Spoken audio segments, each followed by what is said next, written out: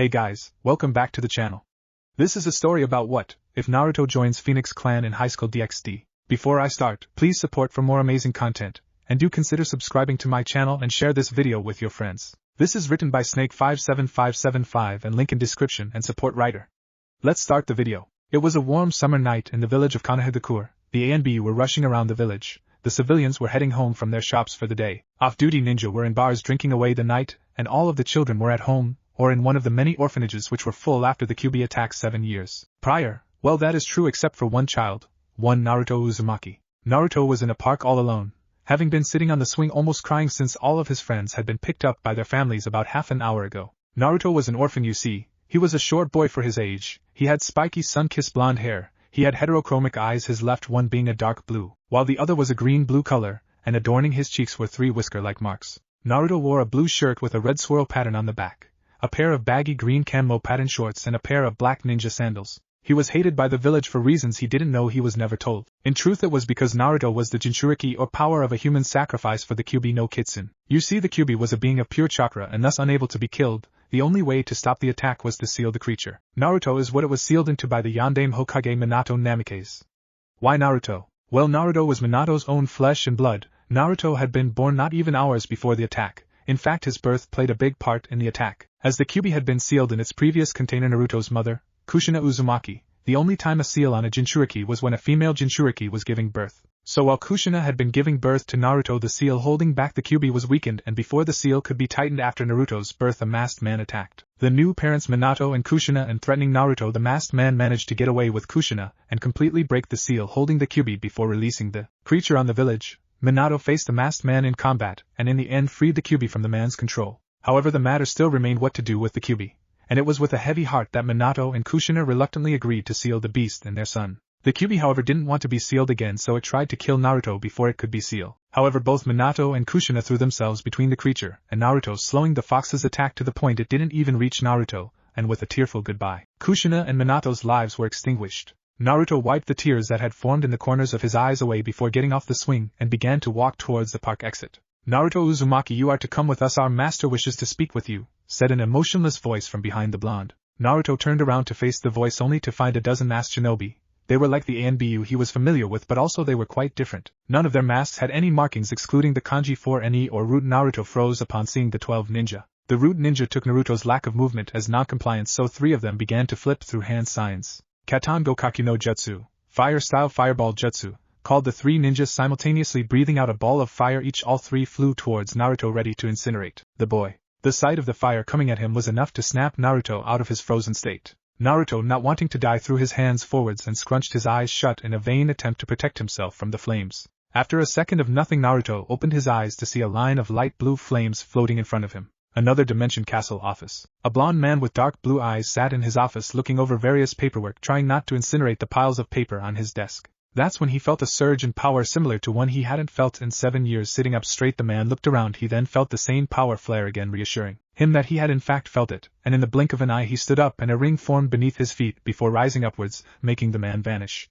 Same dimension, different castle and office. At the same time, a red-haired, light blue-eyed man sat in his office just like the blonde man. He was looking over paperwork, trying not to destroy them as they were important to his clan. He too felt a strong surge in power similar to one he had not felt in 7 years. Sitting up, trying to make sure his mind wasn't playing tricks on him, he felt another surge and, instantly locking on to its location, he stood up and like the blonde man a ring formed below his feet before raising up, making the man vanish. Back with Naruto. Naruto looked at the blue flames confused. Why were they just floating there? Lowering his hands so he could see the ANBU like guys, they appeared to be as shocked as him. What did you do? Asked one of the ANBU men. Nothing, I swear, declared Naruto, his hands flicking back up, his eyes scrunching shut again. However, what he didn't see was for the blue flame to be thrown back at the root ninja, who were to surprise to dodge. About half of the root ANBU were hit with the fire. They dropped to the ground dead. Naruto's eyes shot open at the sound and smell of burnt flesh. Upon seeing the 6th dead ninja, he dropped to the ground hyperventilating. The remaining ninja turned to the down Naruto and charged at him. Naruto looked up when he heard more noises. He saw 2 men standing protectively in front of him, and no sign of the root ninja. It's okay, Naruto, you can rest, said the red-haired man, and like that Naruto found himself feeling very sleepy. Naruto fell forwards into the arms of the red-haired man. Lord Gremory, said the blonde man, nodding to the red-haired man. Lord Phoenix, replied the now identified Lord Gremory. The 2 awake men stepped back from each other, and again rings formed under their feet before floating upwards, making the 2 of them vanish, Naruto in tow with Lord Gremory. However, what none of them noticed was a pair of charcoal black eyes watching the whole thing from a nearby tree. That boy has an interesting ability, muttered the man before he vanished. However, he vanished in a swirl of leaves. With Naruto. Naruto began to stir from his sleep. His eyes fluttered open and they were assaulted by light, making him shut them right away. Letting his eyes adjust to the light, Naruto opened his eyes to find 4 girls looking at him curiously. Naruto looked from side to side. One of the girls had bright red hair and blue eyes. The other 3 girls all had black hair. The first, who stood next to the red-haired girl, had very long black hair and violet eyes. The third girl stood opposite the red-haired girl, had short black hair, her calculating violet eyes looking at him from behind her glasses. The last girl had long black hair and heterochromic eyes, her right being light brown, and her left being violet, hidden behind her glasses. All 4 of them looked to be around his age. Can I help you 4? Asked Naruto, looking at all 4 girls confused. No, not really, said the red-haired girl, stepping back, all 4 girls still looking at him curiously. Who are you 4? Where am I? Asked Naruto. Isn't it polite to introduce yourself before asking for the names of others? Questioned the dual violet-eyed glasses-wearing girl. Is it? Sorry, I didn't know that. I'm Naruto, said Naruto with a small smile. The 4 girls raised eyebrows and narrowed eyes at the mention of not knowing. I'm Rias, this is Akino, my queen.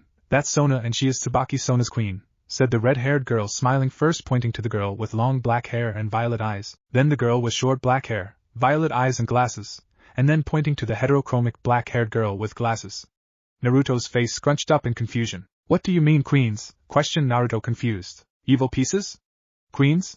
Spoke Sona as if it was the most obvious thing in the world. Now girls, Naruto-kun probably won't know about evil pieces, said the red-haired man who saved Naruto walk into the room. Thank you, sir, said Naruto, recognizing the man before bowing slightly, looking to the man who simply waved him off. No problem, Naruto-kun, said the man with a smile. What do you mean he probably won't know about evil pieces too, Sen? I mean, he is a devil, isn't he?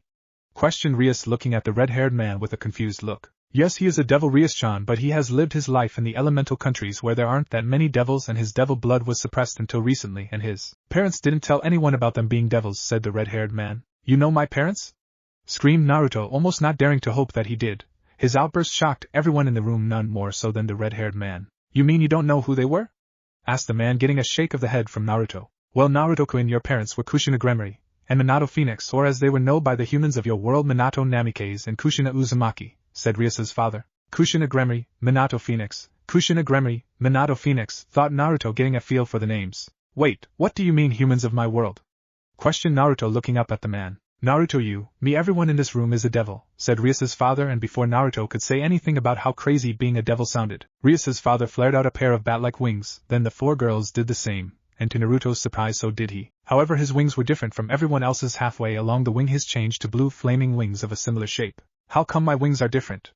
Asked Naruto, looking at his own wings, all other questions about devils leaving his mind. Well, Naruto-kun, you are a hybrid of the Gremory and Phoenix clans. Phoenix wings are pure fire unlike those of other devils, so the mixture of the blood made your wings the way they are, said Rias's father, making all 4 of the young female devils' eyes go wide. Naruto just nodded. That sounded reasonable. This boy has no idea he is the child of 2 of the most respected and ancient clans in the underworld, thought Sona, looking over at Naruto, seeing his placid reaction. This is cool and all, but I kind of want to go home, said Naruto, making Lord Gremory turn serious. Naruto, I have been talking with Lord Phoenix, and we have decided that despite how much you may want to, we can't let you go back, at least until we are satisfied you can defend yourself, said Rias's father. You're going to train me as a ninja? Questioned Naruto excitedly. No, Naruto, we are going to train you to harness your devil blood and train you in devil magic, said Lord Gremory. Okay, awesome, when do we start? Questioned Naruto excited. Tomorrow, however, to begin with, Naruto, my wife, Venelana, will be teaching you some history of the devils and the other factions in the world, said Lord Gremory. Oh, okay, said Naruto, somewhat deflated but still with a grin. For now, feel free to wander around and get familiar with the castle grounds. If you need to find somewhere specifically, ask one of the maids, they shouldn't be that hard to find, said Lord Gremory, walking out of the room. Naruto stood up from the bed he had been laying in and walked out of the room. He found the 4 girls walking out of the room too, but they went one way while Naruto went the other. Next day, Naruto was led by a brown-haired woman from his room towards the library which he had stumbled across in his travels the previous day but had moved on in favor of getting more of the castle memorized. Naruto had found that the castle was huge and running around the halls were hundreds of maids. Arriving in the library, Naruto followed Venelana towards what appeared to be the middle of the library, where a table and a chalkboard were situated. Sit, Naruto, said Venelana, pointing to the table. Naruto sat at the table and looked to Venelana, who was now sitting opposite him with a soft smile on her face. So Naruto-kun, let's begin. Tell me, what do you know about devils? Questioned Venelana. She had been told by her husband that the boy would not likely know anything, but she wished to know for sure. She was starting from scratch. Nothing, Venelana-sama, said Naruto respectfully. Venelana nodded to Naruto, who looked sad that he knew nothing of his species. It's okay Naruto-kun, it's understandable devils are secret from most people, said Vanillana with a soft smile. Naruto let a small smile grace his features. Alright Naruto-kun, we'll start with recent history of devils, began Vanillana. Several hours later, Naruto walked away from the library with a book under his arm. Vanillana had covered the basics of the three great factions, the angels, the fallen angels, and finally the devils. After that, Vanillana had gone over the major battles of the last great war, and then finally the origin and purpose of the evil pieces.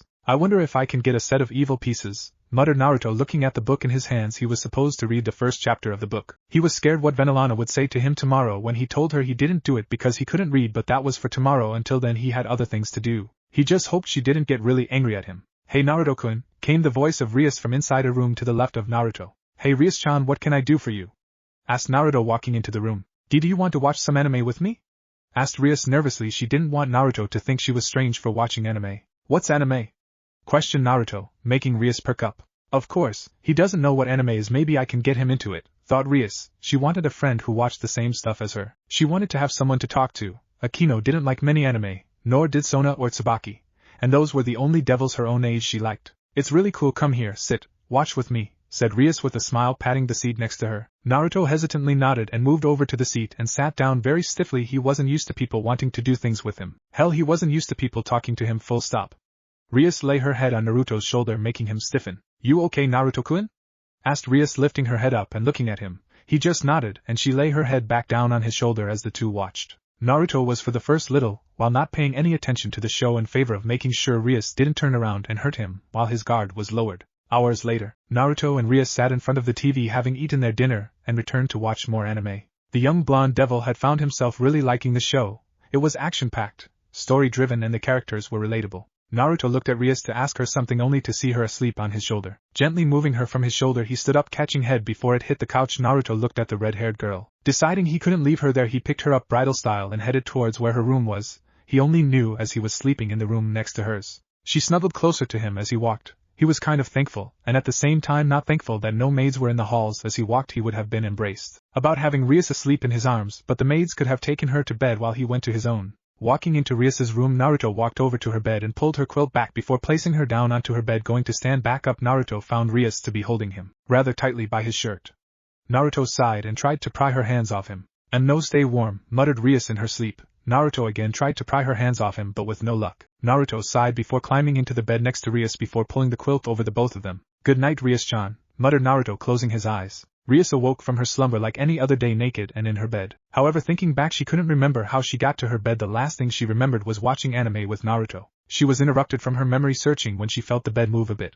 Looking next to her, she saw Naruto, screamed Rias, waking up said boy, who leaped out of her bed and onto the floor in a panic. Looking around, he saw a naked Rias sitting on her bed looking at him. He then remembered what happened and dropped to his knees. I'm sorry Rias, you fell asleep on me and I brought you back here, but you wouldn't let me go. Please don't hurt me, begged Naruto on his knees, bowing to the girl. She looked at him, shocked that he would apologize so quickly. She was about to tell him it was fine when the door was just short of ripped off its hinges and in walked Ran, her brother. Rias, what's going on? I heard you scream, questioned the red-haired man before he spotted Naruto on the floor. Is he what made you scream? Questioned the red-haired Satin. Rias, what's going on? Asked Lord Gremory, running into the room, followed quickly by Vanillana, who quickly spotted Naruto on the floor. Naruto, why are you bowing?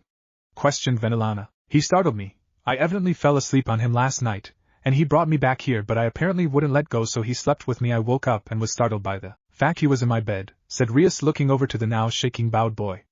Vanillana walked over to him, making him shake more. Please don't hurt me, whimpered Naruto, not looking up at the woman whose face was one of shock, as was everyone. Naruto-kun, said Vanillana. Naruto didn't move an inch, he just cowered away from the woman. Naruto-kun, look at me, said Vanillana in a stern tone again. Naruto moved not an inch. Naruto, said the woman in a very stern tone, making him just peek up at her only to see her smiling. Naruto-kun, it's okay, it was a misunderstanding, said Vanillana, rubbing circles in the boy's back. However, as she did, she felt something making her eyes widen. Why don't you come with me, Naruto-kun? We can get started on today's lesson, said Vanillana with a soft smile to the blonde, who looked at her shocked and still a little scared before he nodded and stood up slowly and followed the woman out of the room. Rias watched Naruto leave with a raised eyebrow. He confused her a bit, which she didn't like. You really need to stop stripping and you sleep, Imato. Especially if you're going to start sleeping with Naruto-kun, said Serzex, looking at Rias with a smirk. And I-san, screamed Rias, blushing up a storm. Both her father and brother chuckled before walking out of the room, leaving Rias, who sighed. Naruto-kun, thought the girl, looking down at the ground where he had been not moments before. with Naruto and Venelana. Naruto had quickly gone and got the book he was supposed to read from the lounge before meeting Venelana in the same place in the library their lesson had been the previous day. Naruto-kun, before we begin today I want to ask you to do something for me, okay? Questioned Venelana. He hesitantly nodded. Could you take off your shirt and turn around? Asked Venelana. Naruto's eyes widened. He looked shocked and scared, but after a moment he complied. He turned around and took off his shirt, showing the violet-eyed woman his back. Venelana had tears in her eyes. Naruto's back was covered in scars. She reached out and placed her hand on his back. Gently running her fingers over his back, she felt every scar on his back in the grisly and gruesome detail. Her eyes narrowed as she spotted the word Damon carved into Naruto's peach-colored skin. Okay Naruto, you can put your shirt back on, declared Venelana, trying to hold back her rage towards the boy's home. Not only was the boy covered in scaring, he was dangerously underweight even for a devil. Naruto hesitantly turned around to face Venelana, who wore a calming smile on her face despite her boiling rage. I'm sorry about earlier, Venelana-sama, said Naruto, bowing his head touching the ground. It's okay Naruto-kun, it was a misunderstanding, said Venelana with a soft smile, touching the boy's back, making him look at her. Okay, let's get started on our lesson, said Venelana with a smile. Naruto nodded. So can you tell me what those pages I asked you to read covered? Asked Venelana. And no, I can't, stuttered Naruto, looking down. Why? Didn't you do the reading? Asked Venelana. And no, Venelana-sama, spoke Naruto, looking down, shaking his head, tears beginning to form in his eyes. Why not, Naruto-kun? Asked Venelana in a calm tone. She wouldn't get angry if he had a valid reason for not doing it, muttered Naruto. I'm sorry Naruto-kun, I didn't hear that, said Venelana still in a calm tone. I didn't do it because I can't read, muttered Naruto lowly, but with enough volume that Venelana heard him, making her look at him shocked as her rage began to grow again. Oh Naruto honey, why didn't you say? Asked Venelana in a sad tone. He should have been able to read at least partially. I was scared, muttered Naruto, making Venelana look at him confused. Scared? Why? Asked the brunette. People always hurt me when I asked for help. I was scared you would too, said Naruto. Is that what happened to your back? Questioned Venelana, her eyes narrowing. No, people hurt me saying I killed their sons, daughters, fathers, mothers, brothers, sisters, said Naruto once more, causing Venelana's eyes to narrow. Alright Naruto, let's get started on the lesson. We'll start with teaching you how to read, okay? Asked Venelana with a smile towards the young blonde, who nodded towards the woman. With Rias. Rias sat in the lounge room with Akino, Sona and Tsubaki. The latter three were talking and having fun, but Rias, well, her mind was still elsewhere, more specifically on Naruto. Rias, called Sona, making Rias blink and shake her head before turning to the other king-rank devil in the room. Yes, Sona? Questioned Rias. Are you okay? I called you name about 5 times? Asked Sona. Yeah, I'm fine, just a little confused is all, said Rias, making Sona raise an eyebrow at the red-haired girl. About? Pushed Sona. She hadn't really ever seen Rias confused. Well, you remember Naruto? Questioned Rias, getting a nod from the 3 other girls in the room. Last night he and I were watching anime. I apparently fell asleep. So he brought me back to my room and apparently was clinging to him enough that he couldn't get loose, so he climbed into bed next to me. And when I woke up this morning he shot out of bed and was apologizing, bowing, and he didn't move until Ka-chan came in and forced him to look at her, but he looked terrified. The whole time, said Rias in a confused tone. Terrified? Why? Asked Sona. That's what I'm trying to work out, it's really confusing me, said Rias, frowning. He seemed fine the other day. Maybe he was scared of your mother? Suggested Sona. No, he spent a few hours yesterday learning from her, and he was fine when he finished, declared Rias. He did go stiff when I leant on his shoulder. He said it was nothing but he seemed tense, muttered Rias, looking down. That's strange, why would he be tense when you leaned on him? Questioned Akino. Do you think maybe he isn't used to physical contact? I mean, he seemed so shocked that your father knew his parents, he obviously didn't. Maybe he isn't used to physical contact, suggested Tsubaki. That makes sense, at least for why he was tense about the contact, but not why he was terrified earlier, muttered Rias, nodding to Tsubaki's suggestion. I have a theory, but I hope I am wrong, said Sona, making the other 3 look at her confused. He doesn't know social norms proven the other day when he told us he didn't know that it was polite to introduce himself before asking about us. He doesn't have parents around, and is clearly desperate to know them, shown by his reaction to your father saying he knew them, suggesting he is an orphan. He was terrified of Venelana-sama, and you, Rias, who have shown him nothing but kindness when he did one little thing wrong. I hate to even suggest it, but maybe he's been abused, spoke Sona. No way, there's no way someone that kind could have been abused, declared Rias, shaking her head in denial. Rias, Sona makes a good point, it sounds like it could be possible. He seemed a little jumpy around everyone as well. I know that doesn't mean much to you, but as someone who has been isolated by everyone, I can attest to when you are all alone, everyone is a potential threat, declared Tsubaki. And like I said, it's only a theory, and I too hope I am wrong, said Sona with a sad smile. Several hours later, Naruto once more walked out of the library, once again with a book under his arm. However, this was a much simpler book for him to try his hand at reading by himself after Venelana had been teaching him the basics of reading. Hey Naruto-kun, came the voice of Rias from down the hall. Oh hey Rias, sorry about this morning again, said Naruto, bowing to the red-haired girl. It's fine Naruto-kun, said Rias with a smile and a dismissive wave of her hand as she, Akino, Sona and Tsubaki approached him. We are heading to the hot springs, Naruto-san, would you like to join us? Asked Sona. Please Sona-chan, don't call me Naruto-san. Naruto is fine and as much fun as it sounds. I'm going to say no, said Naruto with an apologetic look. Oh, don't say that, Naruto-kun, said Rias, hugging his arm, making him once again stiffen at the contact, before he quickly tried to pull away from her. Sorry Rias-chan, I have other things to do, said Naruto, trying to step back from the girl. Things? What things? Questioned Rias. I have reading. Yeah, I have reading to do, stuttered Naruto, not wanting to go with them at all. You have all night to read, come on, it'll be fun, said, trying to persuade her new friend. Naruto just stepped back, still trying to get away from the girl. Sorry Rias-chan, I really can't, I have, said Naruto, interrupted by a voice from behind him. Needs to come with me, said Venelana, walking out of the library. But didn't he just finish his lesson with you? Asked Rias. Yes, he did, but I need to talk with him about his village, and there are still some other things that he and I need to discuss, declared Venelana, placing her hands on Naruto's shoulders, making the boy relax a bit. Oh, okay, see you later, Naruto-kun, said Rias, waving to the boy as she and her friends walked on. Yes, see you later, Rias-chan, Sona-chan, Akino-chan, Tsubaki-chan, said Naruto with a smile and a wave.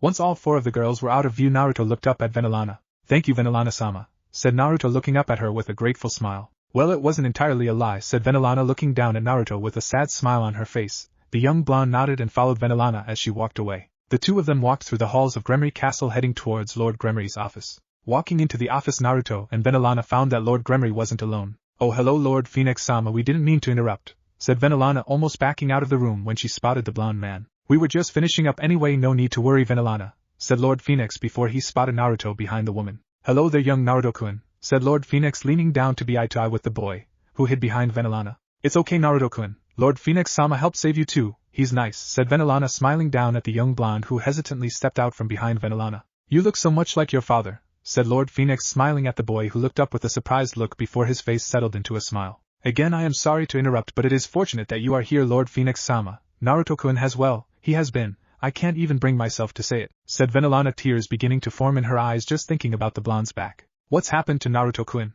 Questioned Lord Gremory, looking from his wife to the young blonde. Naruto-kun, would you please take off your shirt again?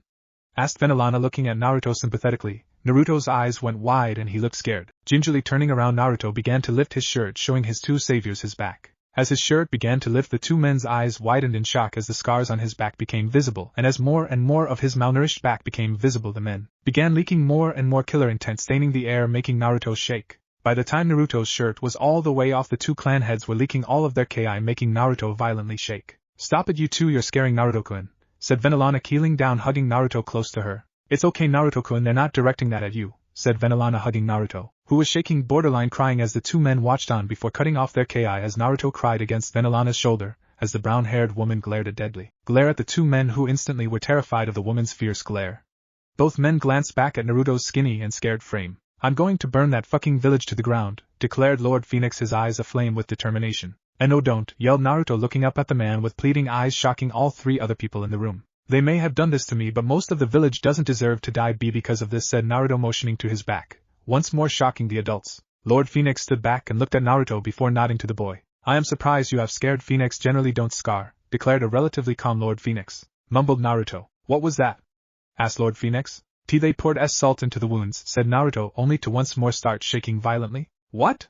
Screamed Lord Phoenix, and Lord Gremory combined, once more releasing their entire ki, only to once more be glared at by Venelana, who was hugging a once more terrified Naruto, making both men stop again, fearing Venelana's wrath. I think that just emphasizes the point that you need to learn to protect yourself, said Lord Gremory, looking to Lord Phoenix, getting a nod from the man. So I think we need to start your magical training soon, declared Lord Gremory. Several days later, Naruto having finished his lessons with Venelana, he began walking around the castle looking for something to do. He wasn't supposed to start his magical training until the next day, and he really didn't feel like doing more reading, having got up to what Venelana described as an adequate reading level in the last few days. Adequate apparently meaning at least a grade 7 level of reading ability, Venelana having been casting memory magic on him so as to retain all of the knowledge passed on to him during all their lessons. Naruto-sama, spoke a voice from behind the blonde. Naruto turned to come face to face with a silver-haired and silver-eyed maid. Yes, Grafia, said Naruto, nodding to the woman. Lord Gremory wishes to speak with you, declared Grafia, getting a nod from the blonde. Grafia was maid Naruto would say he was the most comfortable around, not used to having people waiting on him hand and foot.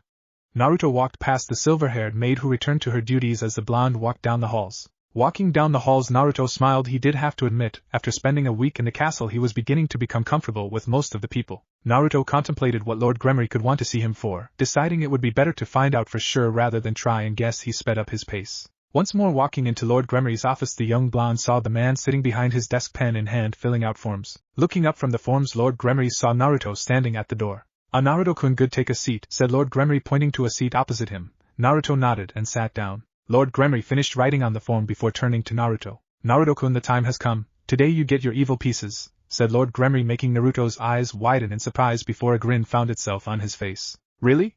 I get them today?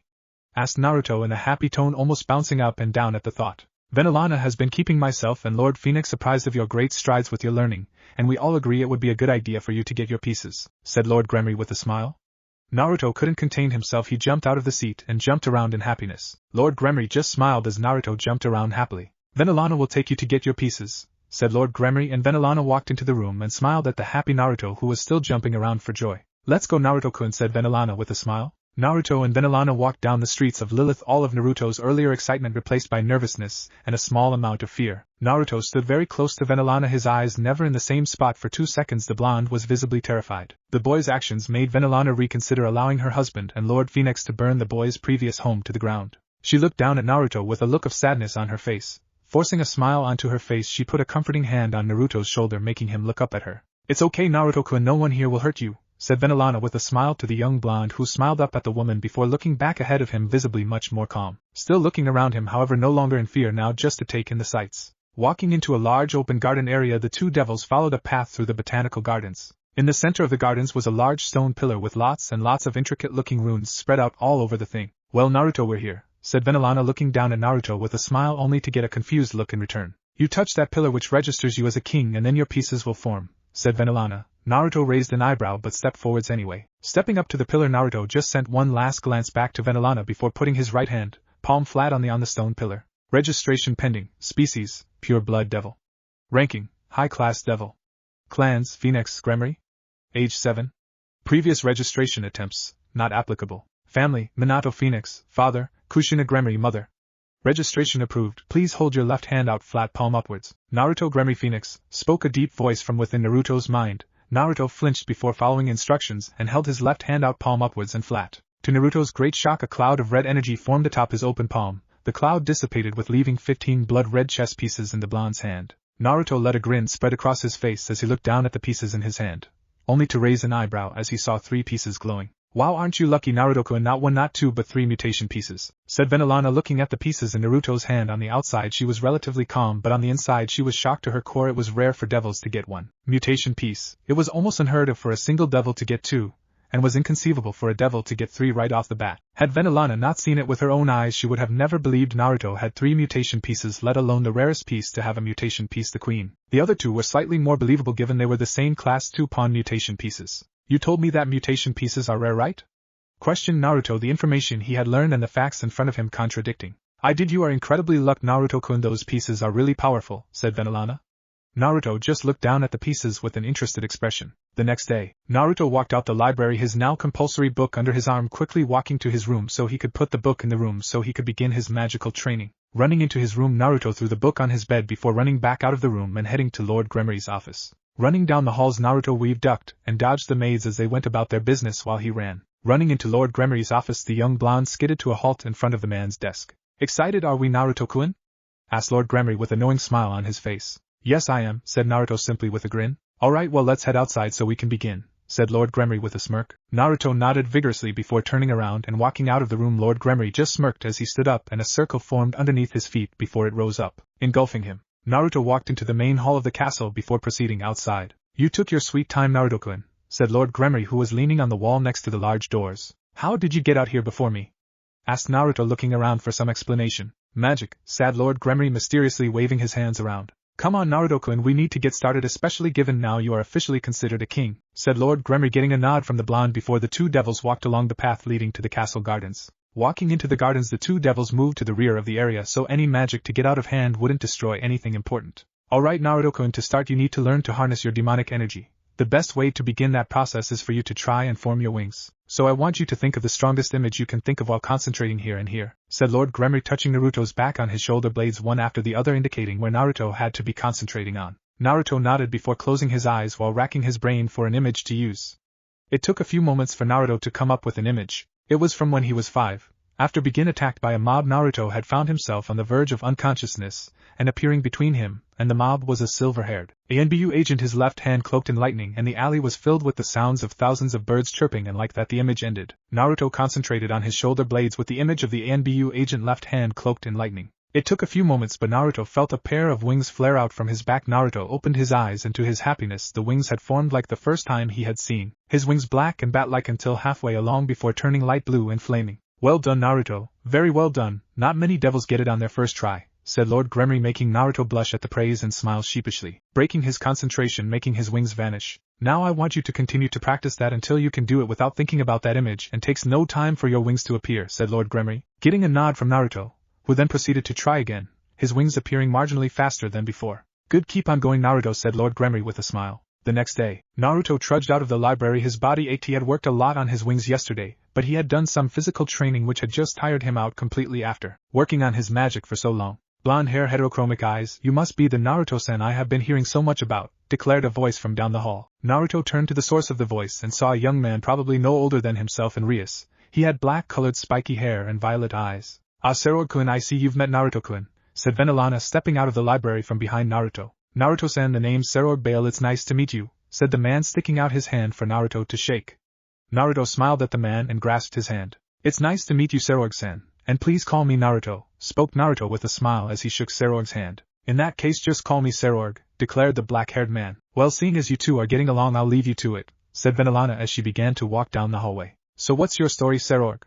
asked Naruto, hoping to make a friend of the man. "I'm the oldest son of Lord Bale and second heir to the title. Venelana-sama is my aunt, Rias and Surzex are my cousins," said Seroig. "Wait, oldest child but second heir? How's that work, if you don't mind me asking?" questioned Naruto. "Well, I didn't inherit the power of destruction of my clan, so they denounced me as heir," said Seroig, looking down, making Naruto look at him confused. "So because you didn't inherit a special power of your clan you were denounced as heir?" questioned the blonde, requesting clarification. The blonde got a nod from Seroig. "That's fucking stupid," declared Naruto. "You should find something that you're good at, and train until you're the best at it, then train some more, then beat the heir," said Naruto. "I don't know about that. That's just how things go. So what about you? What's your story, Blondie?" asked Seroig. "Well, I was born in the elemental nations and didn't even know I was a devil until about a week ago. Hell, I didn't even know about devils until a week ago," said Naruto. Before the conversation could continue, a voice called out to the two of them. "Naruto-kun," Seroig called a voice from down the hallway. The two male devils turned to see Rias walking down the hallway towards them. "Hey Rias-chan," said Naruto with a smile and a wave. "Hi cousin," declared Seroig with a grin. "So I see you two have met," said Rias, getting a nod from the two males. "Do you two want to come and play truth or dare with Sona, Tsubaki, Akino and me?" asked Rias. Naruto looked to Seroig, who shrugged. "Why not?" said Seroig, walking towards Rias. "Sure," said Naruto, following after the two of them. The three devils walked through the halls of the Gremory castle, eventually coming to one of the many lounge rooms where they found Sona, Akino and Tsubaki sitting in a circle, and in the middle of the circle sat Bao. Rias sat down next to Akino, Seroig next to Tsubaki, and Naruto between the two. "So you two are joining us as well?" asked Sona, looking to the two male devils, getting a nod from each of them. "Just for someone who has never played this before, what are the rules?" asked Naruto, making everyone look at him. While not the most common of games, almost everyone everywhere knew of truth or dare. "Unfortunately, this just adds to our theory of abuse to Naruto-kun," thought the four girls simultaneously. "Well, the bottle in the center is spun, and whoever it points to gets to pick someone, and they either pick truth or dare, and then the bottle-appointed person gives them a question or dare depending on what they picked," said Rias, making Naruto nod in understanding. Rias spun the bottle. It spun around and around. Slowing down, it came to a stop, pointing at Sona. 10 minutes later, Rias once more spun the bottle. Having finished her turn, the bottle spun for a moment before slowing down until it finally came to a stop on Naruto, who looked shocked it landed on him, but then began scratching his chin before he came up with an idea. "Sona, truth or dare?" questioned Naruto, looking at her with a raised eyebrow. Truth," said Sona, taking a moment to think before answering. "What's your dream for the future?" asked Naruto. He hadn't been playing like everyone else, he was more using this as a chance to get closer with them all. "And my dream for the future?" questioned Sona, looking at Naruto somewhat nervously. Naruto just nodded to her. "Well, I want to open a raiding games school open to all devils, not just high-class devils," said Sona anxiously, not looking at Naruto while rubbing her arm nervously. "That's a great dream, I'm sure you'll do it," said Naruto, making Sona's head snap towards Naruto with a look of shock on her face. The others in the circle looked towards Naruto with intrigued looks too. "What?" asked Naruto. "You actually believe that I can do it?" questioned Sona. "Well, sure, why wouldn't you be able to do it?" asked Naruto, confused. "The majority of devils believe that low-class devils should learn about anything to do with devils," said Sona, looking down. "Well, then we'll change those views," said Naruto with a smile. "Wait, you're going to help me?" questioned Sona, looking at Naruto surprised. Yeah, why wouldn't I help my friend? We are friends, aren't we, Sona? Questioned Naruto, sounding unsure of the latter fact. Of course we are, Naruto-kun, said Sona with a smile to the young blonde, making him grin at her. Alright, next spin, declared Naruto, spinning the bottle in the middle of the group. The bottle spun and spun before landing on Serorg, who rubbed his chin. Alright, Naruto, truth or dare? Questioned Serorg. A truth, declared Naruto, thinking on it for a moment. Okay. What's it like growing up in the elemental nations? Asked Serorg, making everyone's eyes go wide. Naruto's eyes went wide before quickly returning to normal. Rias, Sona, Akino and Tsubaki's eyes went wide before glancing at Naruto, concern and intrigue. Well, it's different from growing up here. People are taught from a young age to use chakra, which can do really cool things like make fireballs, bolts of lightning, spears of earth. People are also taught to use weapons from about the same age, like swords and kunai and stuff, said Naruto, forcing a smile as he said it, rubbing his back as he talked about weapons, which all four of the girls picked up on. His back? Why his own? No, they couldn't. Not Naruto-kun, thought Sona to herself, spotting Naruto's gesture. Why is Naruto-san rubbing his? No, that can't be why, thought Tsubaki, having a similar thought to Sona. Why is he rubbing his back like the oh, Naruto-kun, what have they done to you? Questioned Rias, she too sharing a similar thought to that of Sona and Tsubaki. No, they wouldn't, thought Akino to herself, seeing Naruto rubbing his back. Oh, that sounds pretty cool, said Serorg somewhat excitedly. Before he then sat forwards and spun the bottle. Once the bottle stopped, this time it was pointing to Rias, who looked up in thought for a moment before turning to Serorg. Serorg, truth or dare? Asked Rias, a smile on her face. Let's be different, dare, declared Serorg with a grin. Okay, I dare you to go and insult Graphia's cooking, said Rias with a smirk. Serorg's skin paled as he heard the dare. No way, declared Serorg, looking away from the group. What's the matter, Serorg, you chicken? Asked Naruto, trying to rile the young devil up. Yes, actually, have you seen that maid angry? It's not nice, and there is no way to make, began Serorg, only to be interrupted by Naruto imitating chicken sounds. Naruto, shut up, ordered Serorg, trying to shut the blonde up, only for him to keep going. I said shut up, Naruto, repeated Serorg, only for Naruto once more ignore him. Shut up, yelled Serorg, slamming his fist into Naruto's gut. Serorg, yelled Rias, looking at the doubled over Naruto, who was wincing in pain. Serorg, ugh, you know how I said earlier about finding something you're good at, and ugh, training to be the best, then training some more? Said Naruto. Yeah, said Serorg in a confused tone. I think we've just found what you're good at, muttered Naruto, falling forwards face first into the ground. Serorg couldn't hold back a laugh at the boy who rolled onto his back, and he too began laughing. Rias just smiled and shook her head, resting half of her face in the palm of her hand. Sai, let's do something else now, suggested Rias. Like what, Rias? Asked Sona, looking to the girl. Hot springs? Suggested Rias with a shrug of the shoulders. That sounds nice, declared Sona, shrugging. Yeah, let's go, stated Akino, standing up. I agree, said Tsubaki, pushing herself to her feet. Sounds like an idea, spoke Serorg. You guys go on without me, I have stuff to do, said Naruto nervously with a smile, backing up, drawing a raised eyebrow from Serorg and downtrodden looks from the four girls. Come on, Naruto-kun, it'll be fun, said Rias, hugging Naruto's arm. Please, Naruto-kun, asked Akino, looking at Naruto with a pout. We just want to hang out more, please, Naruto-kun, said Sona, tilting her head to the side, holding her hands together in front of her stomach. Please, Naruto-san, spoke Tsubaki, looking at him sadly. Come on, buddy, you can't honestly say no to these faces, can ya? Asked Serorg, throwing an arm over Naruto's shoulder.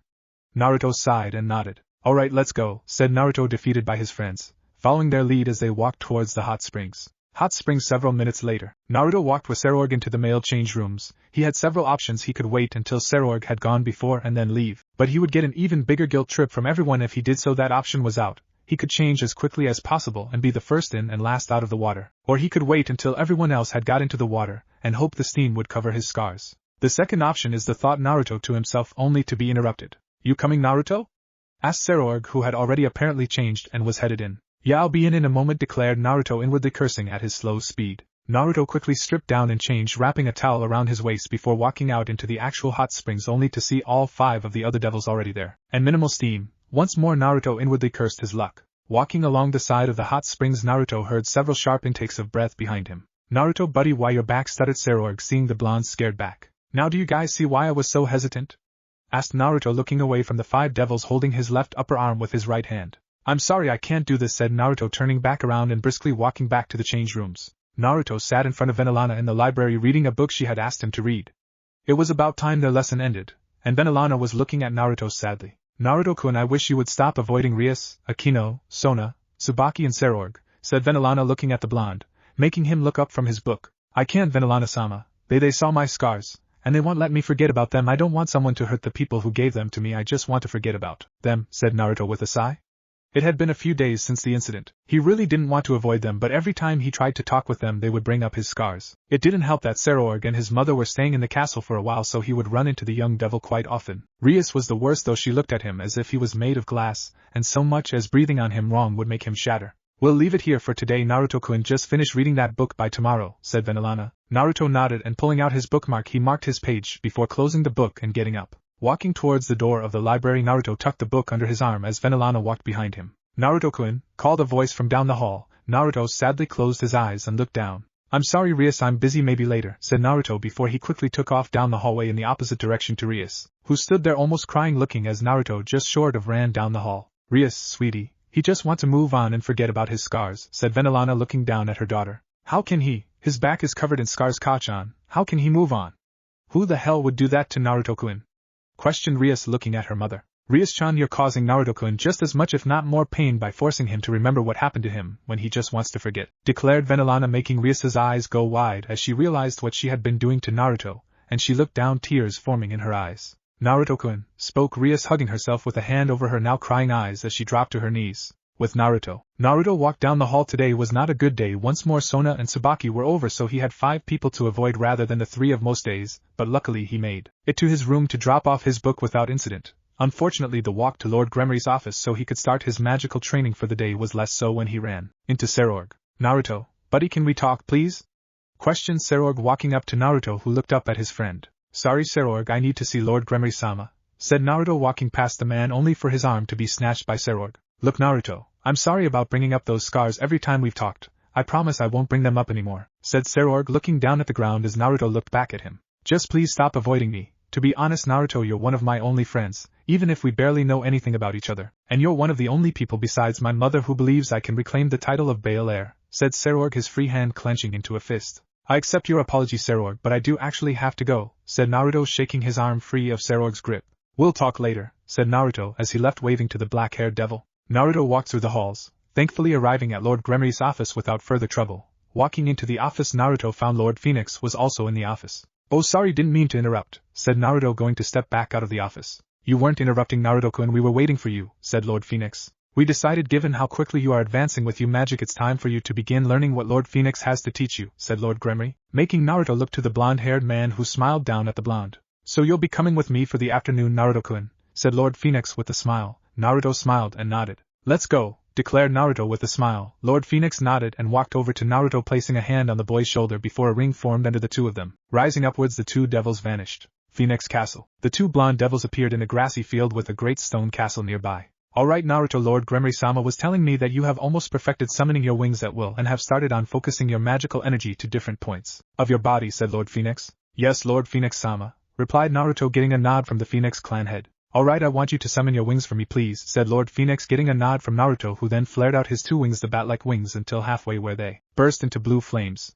Lord Phoenix looked at Naruto with a raised eyebrow. Okay Naruto, I want you to concentrate your magical energy on your hands and wave them through the flaming parts of your wings, said Lord Phoenix. Naruto nodded, channeling magic energy to his hands before waving his hand through his flaming wings, and to his shock 2 balls of blue fire came out with his hands. Wow, this is cool, said Naruto, moving his hands around with the blue fire. However, his concentration of the magical power to his hands faltered and the flames dissipated. Ah damn it, muttered Naruto, looking at his now flameless hands. It's okay Naruto, just focus magical energy on your hands and put them through your wings again, however this time I want you to try and manipulate the flames with only you mind know. Moving your hands, said Lord Phoenix, getting a determined nod from Naruto. Later that night, Gremory Castle. Naruto sat on his bed, a book in his hands. He had returned to Gremory Castle by teleportation circle courtesy of Lord Phoenix just in time for dinner, which had been rather awkward as Naruto could constantly feel the eyes of Rias, Sona, Akino and Tsubaki all on him, so he had just keep his head down as he ate. And after dinner he and Seroorg had hung out for a while, and now he was just finishing off the reading Vanillana had told him to do. As the blonde finished the book and put it down on his bedside table with his now not needed bookmark on top of it, he heard the door open. Looking up, he was surprised to see Sona and Rias standing in his doorway. May we come in, Naruto-kun?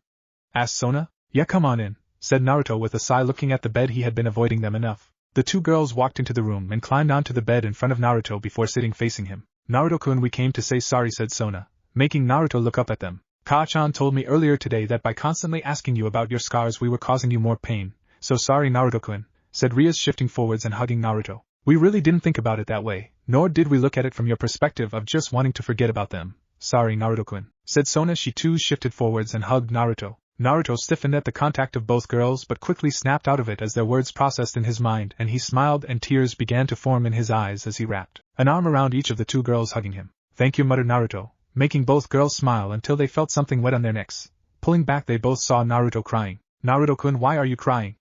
asked Sona, as she wiped the tears from one of his eyes while Rias wiped the tears from his other eye. "I'm just so happy you two are my friends," said Naruto with a wobbly smile. "Well, of course, silly, why wouldn't we be friends? What did you think we'd stop being your friends because if you didn't talk to us for a while?" questioned Rias, looking at Naruto laughing, only to stop laughing when she saw him nod. "Oh, Naruto-kun, nothing like that would make us stop being your friends," said Sona with a smile as she and Rias once more hugged Naruto, whose wobbly smile fell as he started crying. On their shoulders, the two Devil Clan heiresses just smiled sadly as Naruto cried on their shoulders. However, their sad smiles turned to tears of their own as they realized that Naruto would have only had that thought process from having something similar happen in the past. His life must have been just short of torture, thought Sona to herself as a few tears fell for her friend. "I'm so sorry for all you've had to deal with, Naruto-kun, but no more, I swear on that," thought Rias with determination as she wiped some tears from her eyes. The two girls both independently decided to let Naruto cry as long as he wanted/needed to. When his tears slowed from the constant crying to the occasional sniffle, the two girls pulled back. "Better now, Naruto-kun?" asked Rias, looking at the boy only to find him asleep. Rias and Sona shared a smile. "Sleep well, Naruto-kun," spoke Sona. The next morning, Naruto awoke from one of the best night sleeps he'd ever had. Looking over to his bedside table to see what time it was, Naruto couldn't see past the pair of glasses resting on the bedside table. "Wait, glasses?" questioned Naruto, looking once more. Yep, they were defiantly there. It was then that Naruto noticed out of the corner of his eye. "Black hair?" questioned Naruto, looking next to him. He saw a head of black hair. Naruto went to flick off the cover only to notice he couldn't move either of his arms. Looking to his other side, Naruto saw red hair. "What the?" thought Naruto until he felt both people shift, and both rolled to face him. "Morning, Naruto-kun," spoke the still sleepy voice of Rias. "Good morning, Naruto-kun," said Sona from the other side of the blonde before she reached out and took her glasses from the bedside table, putting them on before looking back at Naruto with a smile. What are you two doing in my bed?" asked Naruto, looking from one girl to the other, still confused about what was going on. "Ah, Rias-sama, Naruto-sama, Sona-sama, you three are awake," said Grafia, walking into the room. "Sona-sama, your sister arrived about an hour ago to collect you at Tsubaki-sama, but is now in a deep conversation with Surzex-sama," said Grafia, making Sona's eyes go wide. Gulping, she quickly jumped out of bed. "Bye, Naruto-kun, bye, Rias, see you two next time," said Sona, rushing out of the room, revealing she was only clad in underwear. "Rias-sama, Surzex-sama is waiting to begin your training for the day," said Grafia, making Rias to jump out of bed before running out of the room. "Bye, Naruto-kun, see you later," said Rias, running out of the room, nothing covering her form at all. "Naruto-sama, Lord Gremory-sama requests your presence in his office," said Grafia before turning to leave. "Grafia, nay, wait," said Naruto, causing the maid to turn back to him. "Yes, Naruto-sama?" questioned the maid. "Why weren't you surprised to see the three of us in the same bed?" asked Naruto. "That's simple, Naruto-sama, I already knew most people within the castle knew. After all, the maids need to keep track of you children, and Lord Gremory-sama, Venelana-sama and Surzex-sama all like to check on you and Rias before they go to bed themselves," said Grafia before she once more turned on her heels and walked away. Naruto quickly got out of bed and dressed himself, quickly walked out of his room towards Lord Gremory's office. He walked as quickly as he could to the office. Not being interrupted, Naruto made it to Lord Gremory's office within several minutes. Walking into the room, he found that Lord Gremory wasn't alone. There was Venelana, Lord Phoenix, and a blonde-haired, blue-eyed woman standing next to Lord Phoenix. "You wanted to see me, Lord Gremory-sama?" questioned Naruto, making all four adults turn to him. "Ah, yes, Naruto-kun, come in, said Lord Gremory with a smile, calling the boy in. "This is Lady Phoenix, Lord Phoenix's wife," said Lord Gremory, motioning to the blonde-haired woman. "But you can call me Ruby, Naruto-kun," declared Lady Phoenix, rolling her eyes and glaring at Lord Gremory before smiling at Naruto, who smiled back at the woman before nodding. "Naruto-kun, we know how you feel about this, but this will be the last time we ask this of you," said Venelana, drawing Naruto's attention to her. "Scars?" asked the young blonde, getting a nod from the brunette. Naruto turned around and once more took off his shirt, showing his scared back and his still slightly undernourished stomach to the four adults in the room. Lord Phoenix and Lord Gremory both clenched their fists and looked away from Naruto. Venelana looked down, tears threatening to form in her eyes. "Ruby, however." "Oh, Naruto-kun, what did that village do to you?" muttered Ruby as she walked over to Naruto and pulled the young child into a hug. "I'm so sorry, Naruto. If I had known, I would have taken you away sooner," declared Ruby. "It's okay, Ruby-sama, it's in the past now," said Naruto, patting the woman's top hand. "No, Naruto-kun, don't call me Ruby-sama. I will not have my nephew calling me something so formal," said Ruby, shocking Naruto. "Oh, Oba-san?" questioned Naruto, not sure he heard her right, and at the same time testing the word. "Yes, Naruto-kun, I'm your aunt," declared Ruby. "Ahem, sorry to interrupt this family reunion, but should we not get on to why we called Naruto-kun here in the first place?" questioned Lord Gremory, making Ruby step back from Naruto before nodding to the other devils. Naruto-kun, we called you here to tell you we might be able to get rid of your scars, said Lord Gremory, making Naruto go wide-eyed. How? Asked Naruto. His eyes were drawn to Ruby, who pulled something out of her pocket, and upon closer inspection it was a red-pointed corked bottle which appeared to have a clear liquid inside. Are those phoenix tears? Asked Naruto with a raised eyebrow. Well done, Naruto-kun. Yes, these are phoenix tears. Drinking this should cure any injury, which, given the only injury you have are the scars on your back, the healing power should concentrate on them, said Ruby with a smile, holding out the bottle which Naruto gently took from her. Naruto, once he had the bottle, he uncorked it before tipping his head back and drinking the whole thing in one go. He then felt a surge of magic towards his back. Naruto could literally feel as his skin began to repair itself. After about 20 seconds, Naruto felt the magic die down from his back. Is it done? Asked Naruto, his back to the adults, who looked confused. Making Naruto nervous, he moved quickly over to a mirror within the office, only to see almost all of his scars healed except for the word demon carved into his back and maybe half a dozen more, which were all big ones that had been improved. What the hell happened? All of the scars should have been healed? Questioned Lord Gremory, looking towards Lord Phoenix and Ruby. Those were perfect tears, otherwise none of the scars would have healed, said Lord Phoenix, looking down trying to work out what was wrong. Vanillana and Ruby, however, were looking over at Naruto, and could see tears forming in his eyes. Naruto, sweetie, it's okay, we'll find, began Ruby, interrupted by Naruto. This is better than I could have ever hoped, spoke Naruto softly, looking at his back in the mirror, his words drawing the attention of all the adults in the room. What? Questioned Lord Gremory. The doctors of Konoha said my back would never be able to be healed. This is better than I could have ever dreamt of. Thank you all, said Naruto, making all four of the adults look at him shocked before they smiled at the boy. His happiness was infectious, it seemed. Is that all, Lord Gremory-sama? Questioned Naruto, getting a nod from the man before Naruto pulled his shirt back on and leaving the room. I still want to know what stopped those scars healing, muttered Lord Phoenix, looking down. I think there was residual chakra, I think is what the ninja call it, left in the wounds, said Vanillana, drawing everyone's attention to her. Several days later, castle grounds. Naruto stood with Akino in the castle grounds. The two devils were alone as Rias had been called away by her father and mother about something. In the past couple of days, Akino and Tsubaki, like Sarorg, Rias and Sona, had apologized to Naruto. The blonde himself had been taught by Lord Phoenix how to create fire from nothing, by exciting the molecules in the air enough to make them vibrate at speeds that made them burst into flames. Naruto was having a bit of trouble with it, so he had sought out Akino, who he knew had a grasp on making fire this way. Okay, so Naruto-kun, you have to, began Akino, interrupted by the sound of flapping around the two of them. Akino-sama, enough is enough, your father wants you to come home, declared a voice from above the two devils, who both looked up to see half a dozen fallen angels who promptly dropped down around Akino. You can tell him, like all the other times, he can go to hell, I never want to see him again, snarled Akino, only for her to ghostly pale as she heard a voice. You're a fallen angel? Questioned Naruto, making Akino turn to him, her face one of terror before it morphed into one of sadness, and she nodded. You fallen angel bastards, get away from my friend before I roast you all alive, declared Naruto, making Akino's head snap in Naruto's direction. She saw him smiling at her. And Naruto-kun? Questioned Akino. You're my friend, Akino, I never abandon my friends, declared Naruto. What the hell are you going to do, devil boy? Questioned one of the fallen angels, smirking at the blonde boy. I said get away from her, yelled Naruto, red bubbly chakra forming around his body. His whole body became covered in the yukai. A pair of fox ear-shaped yukai bubbles formed on his head, as did a tail-like shape. Naruto flared his wings out behind him, free from the red bubbly cloak. Crap, he's a yukai, declared one of the fallen angels. And Naruto-kun? Questioned Akino, looking at her friend, whose normal heterochromic eyes had changed and replaced with a pair of blood-red eyes. Blue flames cloaked Naruto's hands as he blurred forwards, throwing balls of blue flame forwards, making the fallen angels jump back, and Naruto appeared between Akino and the fallen angels. You okay, Akino-chan?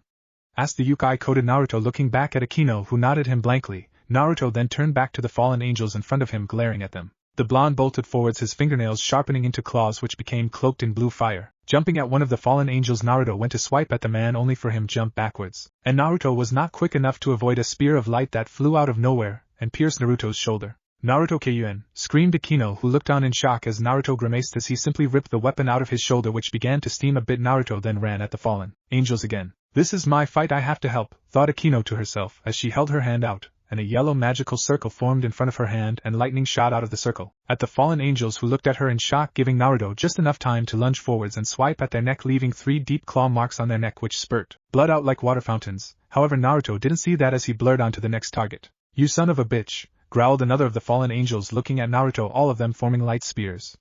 Naruto once more blurred forwards towards the fallen angels. Just as one of the men was about to slam a light spear into the beastly Naruto, he was hit with lightning, courtesy of Akino, who smirked a sadistic smirk as Naruto slammed his yukai and flame-coated hand through the shocked fallen angel's chest. Instead of pulling his hand out, Naruto incinerated the body and let the ashes fall off as he stalked forwards. The fallen angels backed up a bit. Come on, you lot, we have a job to do, declared one of the fallen angels, giving them confidence once more. The 4 men formed light spears ready to fight. Naruto charged forwards, jumping up, 2 large balls of flame forming in his hands as he flew through the air. Naruto threw the fireballs as he drew closer to the fallen angels, however at the same time his target thrust forwards his light spear, piercing Naruto's gut, making him fall back. Naruto Kyuan, screamed Akino, rushing forwards as the Yukai receded from Naruto's skin. Naruto was writhing in pain as Akino slid to a stop right next to him, crying, "Hey Akino-chan, Didi, don't cry," muttered Naruto, reaching up to her as his eyes began to close. As Naruto's arm fell limply at his side, a black and red energy attack flew out of nowhere and disintegrated the last of the fallen angels in the blink of an eye. Unknown location. Naruto's eyes fluttered open and he found himself looking upwards into darkness with walls to the side of him. Sitting up, Naruto found himself in what looked like a sewer crossed with a boiler room. Naruto sat up and saw there were pipes running along the walls about 6 foot up. One was red and the other was blue. Naruto looked down and he saw he was sitting in water. Standing up, Naruto felt no water on his clothes. Looking up and down the corridors, Naruto decided to explore a bit, so he began walking down the halls. After what felt like hours of walking, Naruto came upon a huge room, half of which was cut off by bars with a block in the middle that had the kanji for seal on it. Hello? Called Naruto into the darkness. "Naru-chan, is that you?" called a distinctly female voice from behind the bars. "How do you know my name?" questioned Naruto, confused. That was until a human shape appeared from the shadows of the bars. "Keika-chan?" questioned Naruto, looking at the woman who looked exactly like his mother from what he had seen from pictures of her ankle-length red hair, dark blue eyes. "Naru-chan," said the woman with her arms out wide in a hugging motion. "I don't get it, how are you alive?" questioned Naruto, making Kushina frown a bit. "Naruto, how much do you know about Konoha and the Kyuubi attack?" questioned Kushina. "I was told that the Kyuubi just suddenly appeared on the day I was born and ran rampart in Konoha until Tsusan came in and teleported the Kyuubi away and sacrificed himself to kill it," said Naruto. "Well, that is partially right. The Kyuubi did attack on the day you were born running rampart in Konoha, and your father did teleport it away and sacrifice himself, but not to kill it. The Kyuubi had been sealed in me, however, when a female Jinchuriki, holder of a Biju, gives birth, the seal is weakened. While the seal was in this weakened state, a masked man attacked me, you and your father. Taking you hostage, he separated your father and me and ripped the Kyuubi out of the seal. Then with his Sharingan forced the beast to attack Konoha. Your father teleported the Kyuubi away to reseal it. I begged him to seal it back in me, but we both knew he couldn't do that, so we had to seal it in a new host you. However, in that seal, Minato also sealed part of his and my souls. What neither he nor myself had realized was that my soul and the Kyuubi had begun to merge from the years that it had spent sealed within me. My soul latched onto the Kyuubi and we fully merged and have spent the last 7 years fighting for control over the Yukai, mind and body of the Kyuubi," explained Kushina. "And you won?" questioned Naruto. "Partially refused, and I may have gained some traits of the Kyuubi, but I am the dominant mind, so," said Kushina, interrupted by Naruto launching himself at her, hugging her. She smiled and hugged Naruto back. "So tell me about yourself, Naru-chan. I want to know all about my baby boy," said Kushina with a smile towards her son, who was looking up at her with tears in his eyes. Gremory Castle. Naruto lay unconscious in his bed. He had been like that since the fallen angels attacked, and sitting next to the bed watching over him was Akino, Rias, Sona, and Tsubaki. Sarorg had been coming and going from the blonde's room. Akino looked a mess, having been worrying over Naruto since he had fallen unconscious. The blonde devil's eyes fluttered open, startling everyone. But before anyone could say anything, Akino threw herself at him. "Naruto-kun, thank Lucifer-sama, you're okay," said Akino, hugging the blonde. "Akino-chan, I'm fine. What about you, are you okay?"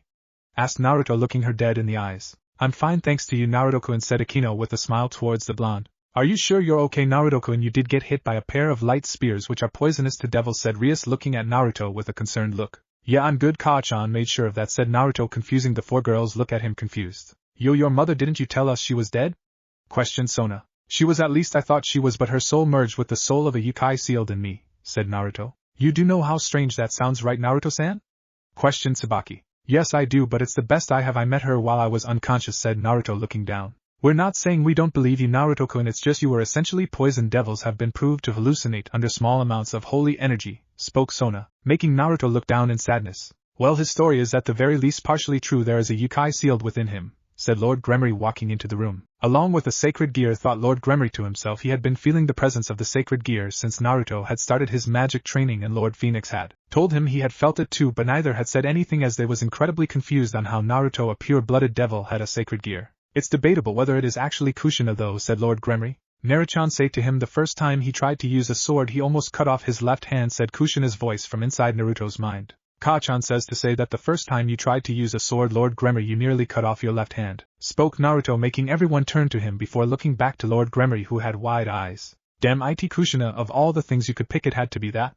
questioned Lord Gremory, causing all of the young devils to snicker. "So it is his mother?"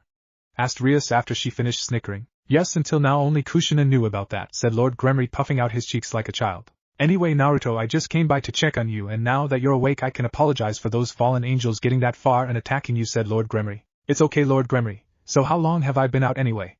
Asked Naruto. 3 days, said Rias simply. 3 days?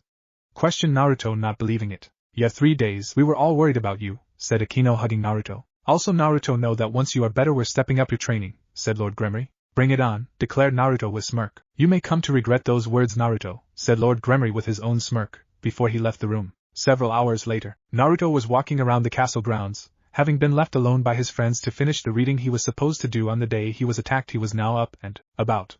Walking outside, Naruto found himself wandering through the castle grounds. Hey Naruto-kun, come here, there's someone I want you to meet, called Rias, waving to Naruto. The blonde devil walked over to his friend. Naruto saw a girl with white hair and gold eyes looking nervous next to Rias. Naruto-kun, this is Kaneko-chan, she is my rook, said Rias, holding Kaneko's shoulders as she introduced the girl to Naruto. Hey Kaneko-chan, nice to meet you, said Naruto with a smile. The white-haired girl looked up at him, and let a small smile grace her features before in an instant the smile was gone. You smell like a fox, said Kaneko, looking up at Naruto. I have a kitsune sealed in me, that's probably why, said Naruto. Hey wait, how can you smell a fox on me? Asked Naruto, looking down at the girl. She's a Nikomata, said Rias. Wait, wasn't there something about, began Naruto, only for Rias to cover his mouth. She's the younger sister of the one that went crazy and attacked her master, and don't talk about it in front of her, whispered Rias to Naruto, who quickly nodded. Several days later, Naruto stood in the castle grounds of Phoenix Castle. Opposite him was Ruby. Now Naruto-kun, show me what progress you made on making fire from nothing, said Ruby. Naruto nodded before holding his hand out, palm facing his aunt. It took several seconds, but then the air between them burst into flames which turned blue. Good, Naruto-kun, good, now show me your manipulation, said Ruby. Naruto nodded and began manipulating the fire into different shapes and sizes before Naruto made several rings of fire around himself. Excellent, Naruto, well done. With that I think it's time we work out what your fire can do, said Ruby. What my fire can do? Asked Naruto, not sure what she was talking about. Yeah, your blue fire is unique to you and is unheard of. We think it's a mutation from your Gremory blood, and we have no idea what it can actually do, if it's just a simple color change or if there's more to it than that, said Ruby. Shocking Naruto, he hadn't really begun to learn about the devil clans of the underworld yet, but he knew his blood was special. Okay, what did you have in mind? Asked Naruto. Well, there are a few things that have been discussed between myself, my husband, Lord Gremory, and Venelana, but to start with we're just going to have you create fire, and see if I can take control of it, said Ruby. How would that be helpful? Asked Naruto. Well, normal fire users coming up against a pyrokinetic can lose control of their fire to the pyrokinetic, which as a phoenix is one of our main sources of attack. Losing our fire can be the difference between life and death, and like I said, we have no ideas on the properties of your fire. For all we know, control of it could rely exclusively with you, proclaimed Ruby. Naruto nodded and once more held out his hand before seconds later the air burst into flames. Alright Naruto-kun, I want out to make a fireball the size of a basketball, said Ruby. Okay Oba-san, said Naruto before increasing the size of the fireball to the requested size. Okay Naruto-kun, I'm about to try and take control of the fire. I want you to try and resist if you feel your control slipping, declared Ruby, getting a nod from Naruto. The pure phoenix then tried to manipulate Naruto's fireball, but to her surprise she couldn't. Even as she said all of the advantages to Naruto's fire manipulation being unique to him, she wasn't expecting it to be true. She tried again to manipulate his fire, but again no success. Okay Naruto-kun, you can stop now, I can't manipulate the fireball, declared Ruby, making Naruto grin. Don't smile yet Naruto-kun, there's still a lot more to do, said Ruby. What next? Asked Naruto. Okay, next we want to see if you taking control of another's fire turns it into your blue fire, said Ruby, making a serpent of fire for Naruto to take control of. Naruto concentrated for a moment on the fire before he felt his control over it become solid. Ruby watched on as the flame serpent turned light blue and followed Naruto's manipulation. Once more she tried to take control of the fire. However, despite it being her fire, Naruto's control over the fire was absolute. Okay Naruto, that's good, now we need to head back to Gremory Castle, said Ruby, getting a nod from Naruto, who focused magical energy on his feet, creating a teleportation ring, and with that he vanished. Ruby quickly following Naruto's lead and vanishing in a teleportation ring. Gremory Castle. Naruto and Ruby appeared at the front gates of the castle. Naruto, following Ruby's lead, walked into the garden area where they found Venelana, Surzex, Grafia, Rias, Akino, Sona, Tsubaki, Serorg and Serorg's mother there. Hey everyone, said Naruto with a smile. They all smiled and waved. So what are we testing now, Ruby Oba? Asked Naruto, looking to his aunt. You fires use as a shield, declared the blonde woman. Rias, honey, you volunteered to help. You're up, declared Venelana, getting a nod from her daughter, who stood up and walked over to opposite Naruto. Now, in case Naruto's fire is all offense and no defense, Naruto, create a wall of flames next to you. Rias, aim you power of destruction at the fire wall, spoke Ruby, getting a nod from the two young devils.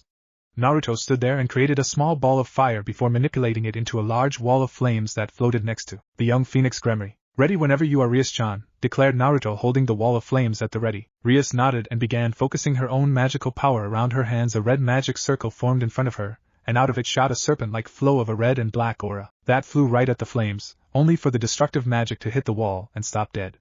The female phoenix nodded at the results, almost expecting as much. Okay, thank you, Rias-chan, said Ruby. Rias curtsied before walking back over to the rest of the devils. Next up, water, said Ruby before looking over to the group of devils. Sona-chan, your turn, said Venilana, getting a nod from the Citri heiress, who stood up and walked over opposite Naruto. Okay, you two just aim at each other, but try to keep it calm as you are aiming at each other, said Ruby. The two young devils nodded, blue magic circles forming in front of each of them. Sona's a dark blue, light blue for Naruto, and in the blink of an eye a water dragon shot forwards out of Sona's magic circle, while out of Naruto shot a stream of fire. No one was expecting anything to happen, but as soon as the two magics hit each other, and in the blink of an eye the flames engulfed the water dragon and shot back at Sona, hitting her, burning her. Sona-chan, screamed everyone as Naruto ran forwards and was beside Sona before anyone else. Ruby held up her arm, stopping everyone from approaching them. As soon as Naruto appeared in front of Sona, she backed up a bit. Sona-chan, I'm so sorry. Here, let me help you, said Naruto, reaching forwards. Sona flinched away, but Naruto reached forwards, his hands becoming cloaked in his flames as he touched her skin. However, instead of burning the skin of the purple-eyed girl, the burns from the previous attack began to heal, shocking everyone including Naruto. Naruto sat with Sona, Tsubaki, Rias, Akino, Kaneko and Serorg. The group of them were simply outside enjoying the sunlight and fresh air, all of them having finished their various activities anywhere from half an hour to 2 hours ago. Naruto-sama, Rias-sama, Sona-sama, Tsubaki-san, Akino-san, Lord Gremory wished to speak with you five, said Grafia, walking up to the group of young devils. The five mentioned devils turned to look at the woman before standing up. Let's go see what he wants, said Naruto, shrugging as he looked to his four friends, who nodded. We'll be back soon, said Rias, turning to the two remaining young devils. No rush, Rias-sama, said Kaneko with a small smile as stretched before laying back on the ground. The five young devils followed Grafia, who led them to surprise Lord Gremory's office. Walking into the office, they found Lord Gremory, Lord Phoenix, and Father, why are you here? Asked Sona, confused, looking at the last man in the room. I came here with an idea for these two regarding the five of you, said Sona's father, getting raised eyebrows from the young devils. There has been a number of Rouge Devils gathering in London the last couple of weeks, and as such we are sending you five to investigate. Grafia will be accompanying you. However, she has already been instructed that if you end up getting into a fight with these Rouge Devils, that she is not to interfere unless it appears that one of you is going to die, said Lord Gremory. But father, what about Kaneko? Shouldn't she be accompanying us as well? She is part of my peerage as well? Questioned Rias. Normally that would be the case, but she has little to no training of any form and would be more a hinder than a help, said Lord Gremory, getting a reluctant nod from the Gremory heiress. When do we leave? Asked Naruto. As soon as you five are ready, said Lord Gremory, getting a nod from the five children. About an hour later, the five young devils once more stood in Lord Gremory's office, all five of them having spent the last hour packing what they needed for a week in the overworld should it come to that. Are you five set? Asked Grafia, looking at the five young devils she was watching over for however long the mission turned out to be, getting a nod from each of them. Alright, well, here we go, said Grafia, creating a teleportation circle beneath the six of them. Unknown location. The six devils materialized in what appeared to be an abandoned warehouse. Looking around, the young devils noticed Grafia had vanished, likely just after they materialized to let them do what was asked of them while she watched over them. So what's the plan? Asked Naruto, looking to his friends. He had no experience in anything like this. His only experience beside his magical training was hiding and running. Well, first of all we need to locate the Rouge Devils, said Rias, rubbing her chin. That should be rather easy given devils have a rather unique energy signature compared to the rest of the humans in this city, said Sona, adjusting her glasses. Got them, muttered Naruto, making the girls look back at him. What? Asked Naruto, noticing their stares. That was quick, said Sona, raising an eyebrow. Well, like you said, devils give off a different energy signature. Come on, I'll lead the way, said Naruto, walking over to an exit to the building before stealthily looking out of the building, once more confusing the four girls. What are you doing, Naruto-san? Questioned Tsubaki, looking at the blonde. Checking to make sure the coast is clear so we can fly out of here, said Naruto, getting a nod from the four girls. The coast is clear, come on, said Naruto, flaring his wings out as he took off out of the building, the four girls following quickly after him. Are you sure you can sense the stray devils, Naruto-kun? I can't sense anything, declared Rias with a confused look. Yeah, me neither. Are you sure, Naruto-kun? Asked Sona, looking towards her friend. Yes, I'm sure, said Naruto as he led the four girls towards where he could sense multiple different energies. The four girls followed him. It took a few moments, but Sona and Rias were soon able to sense the stray devils, confusing the two clan heiresses. I wonder why he could sense them from so much further away. Questioned Sona, looking at Naruto as she followed him. The five devils landed near yet another near abandoned building. So what now, Naruto-kun? Questioned Akino, looking to the leader of five of them. Wait here a second and suppress your power as best you can, said Naruto before jumping up onto the roof of the building. He crept over to a glass section of the roof, taking careful consideration to not allow a shadow to be cast from his form. Naruto looked through the glass at the devils. They all looked basically humanoid, but then again this was while they were unaware they were being watched. There were three of them there, one woman, two men, The woman had long dark hair and from what Naruto could see she had red eyes. She also had a pair of bat-like wings similar but at the same time different from the devil's own wings. He had seen wings like that before. That's right, they're succubus wings, muttered Naruto looking down through the glass. So apparently there were two stray devils and a succubus. The two men didn't look like much. Both skinny, both had dark brown hair. One had blue eyes while the other had green eyes. Naruto quickly and silently moved back down to his friends. What did you find, Naruto-san? Asked Tsubaki looking at the blonde. We have a pair of stray devils and a succubus from the looks of it, said the blonde looking at his four friends. Alright, here's the PL, began Naruto, interrupted by screaming coming from inside the building. Quickly moving to the entrance, Naruto and his friends who could no longer sense the stray devils inside but another presence replaced them. Naruto leading the five of them quickly slipped inside and hid stealthily in the doorway to the warehouse's main area. Whoever is there, you can come out, your boss is dead, came a disembodied voice from within the room. We will come out, but you are mistaken, they were not our boss, we were here to eliminate them, much like yourself, Draculina, said Naruto, stressing the last word, making all other occupants of the room, including the hidden Grafia and the woman herself, go wide-eyed. How did you know? Questioned the distinctly feminine voice. My mother has met your kind before, said Naruto simply as he and his party stepped out of the doorway and into the room. My, aren't you five a little young to be out on your own? Questioned the voice sarcastically. We have shown ourselves, would you at least do us the same courtesy? Questioned Naruto. The shadows gathered around a stack of boxes as a woman with platinum blonde hair cut into a flare cut. She had blood-red eyes and a military-style uniform in the same color as her eyes. Seras Victoria? Questioned Naruto looking at the woman, who glared back at him. How do you know my name? Snarled the woman. As I have said, my mother has met your kind before, and she says your previous master spoke highly of you, said Naruto once more, making the woman narrow her eyes at him. Whatever you are planning, I swear I will stop you, declared Seras, glaring at the five young devils. As I said, we have no affiliation with those three, we were here to eliminate them, same as you said, Naruto. I doubt that you give off the same aura as those three, said Seras. And you've never been on a different side to someone of your own species? Questioned Naruto almost instantly. That's not the point, there have been hundreds of you creatures here in the last few weeks, said Seras. You don't know what we are, do you? Questioned Naruto looking at the woman. You're monsters who attack innocents, that's all I need to know, said Seras. And you're not vampire? Questioned Naruto, narrowing his eyes at the woman. Well, stop trying to mess with my mind, growled Seras, her blood-red eyes glowing as she glared at Naruto. I swear on my father's grave I am not trying to mess with your mind. If you do not believe me, said Naruto, pulling the neckline of his shirt aside. Then I invite you to drink my blood and see for yourself, said Naruto. Naruto, what are you doing?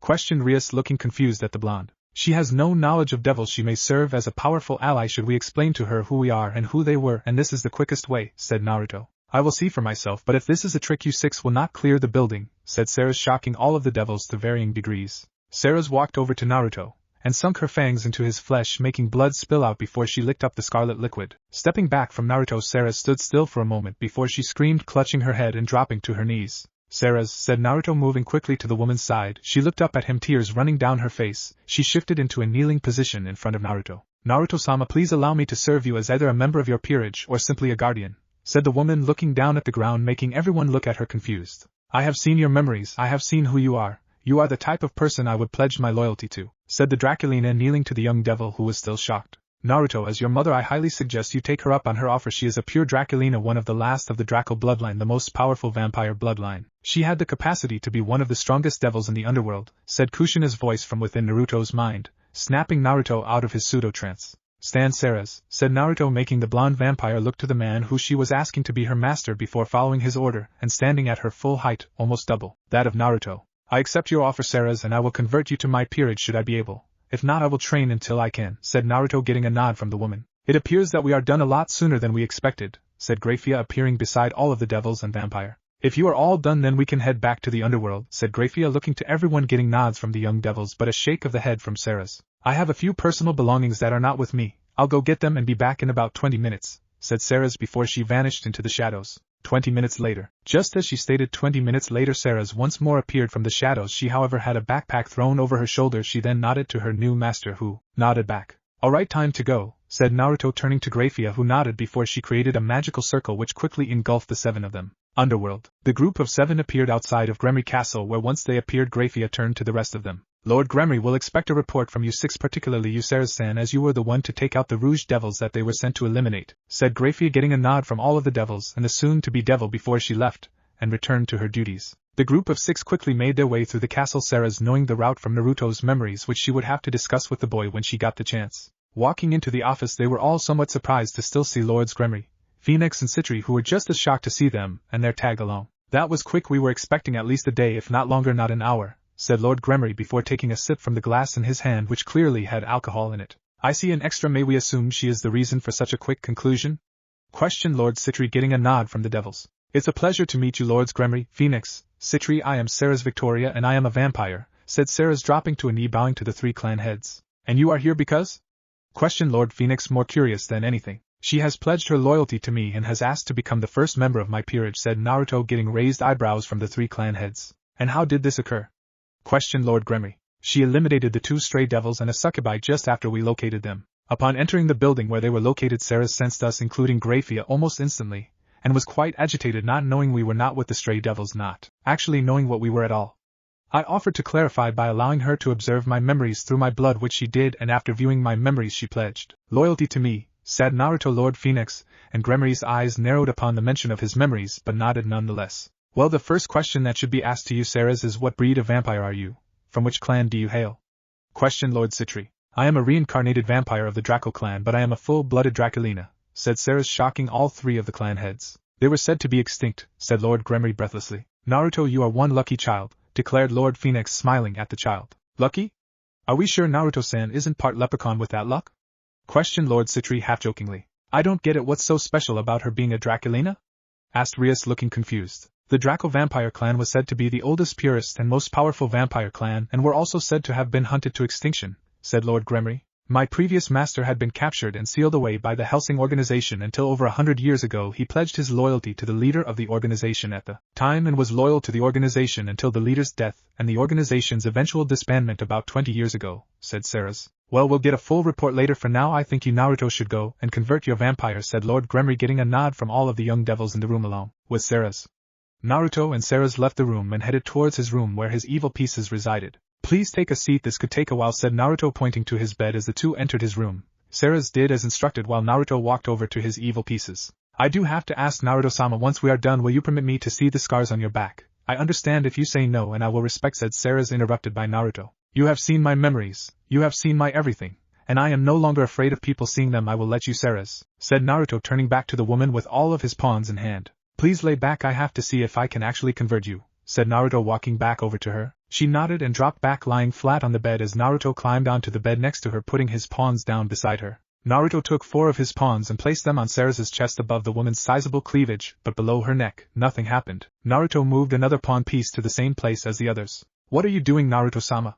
Asked Seras, looking down at what her master was doing. I am trying to figure out how many pawns I would have to use to reincarnate you. They should glow brightly when the right amount is found, said Naruto, looking annoyed as he placed his last regular pawn with the rest of them. What about those 2? They're already glowing, questioned Seras. Those are mutation pieces, they always glow, indicating the mutation in them. The glow is even brighter than that, said Naruto as he brought one of the mutation pieces and placed it on her chest, and nothing. Seras watched on in trepidation as Naruto moved his last pawn to her chest, and again nothing. Sigh, I'm sorry, Naruto-sama, it appears that you can't convert me, said Seras, looking down. That's not true, I have one more option, said Naruto, taking all 8 pawns off and walking back over to the other pieces set up on a chessboard before he picked up his glowing queen piece. Mutation pieces are more powerful than regular pieces, worth double the amount, and queens are worth 9 pawns regularly, so this piece is the equivalent of 18 of my pawns. If this doesn't work, then I was not meant to reincarnate you, said Naruto, stepping over to the vampire, who looked on with wide eyes. Naruto gently placed the queen on Seras's chest, and like that the piece began to glow brightly. Perfect, muttered Naruto with a smirk.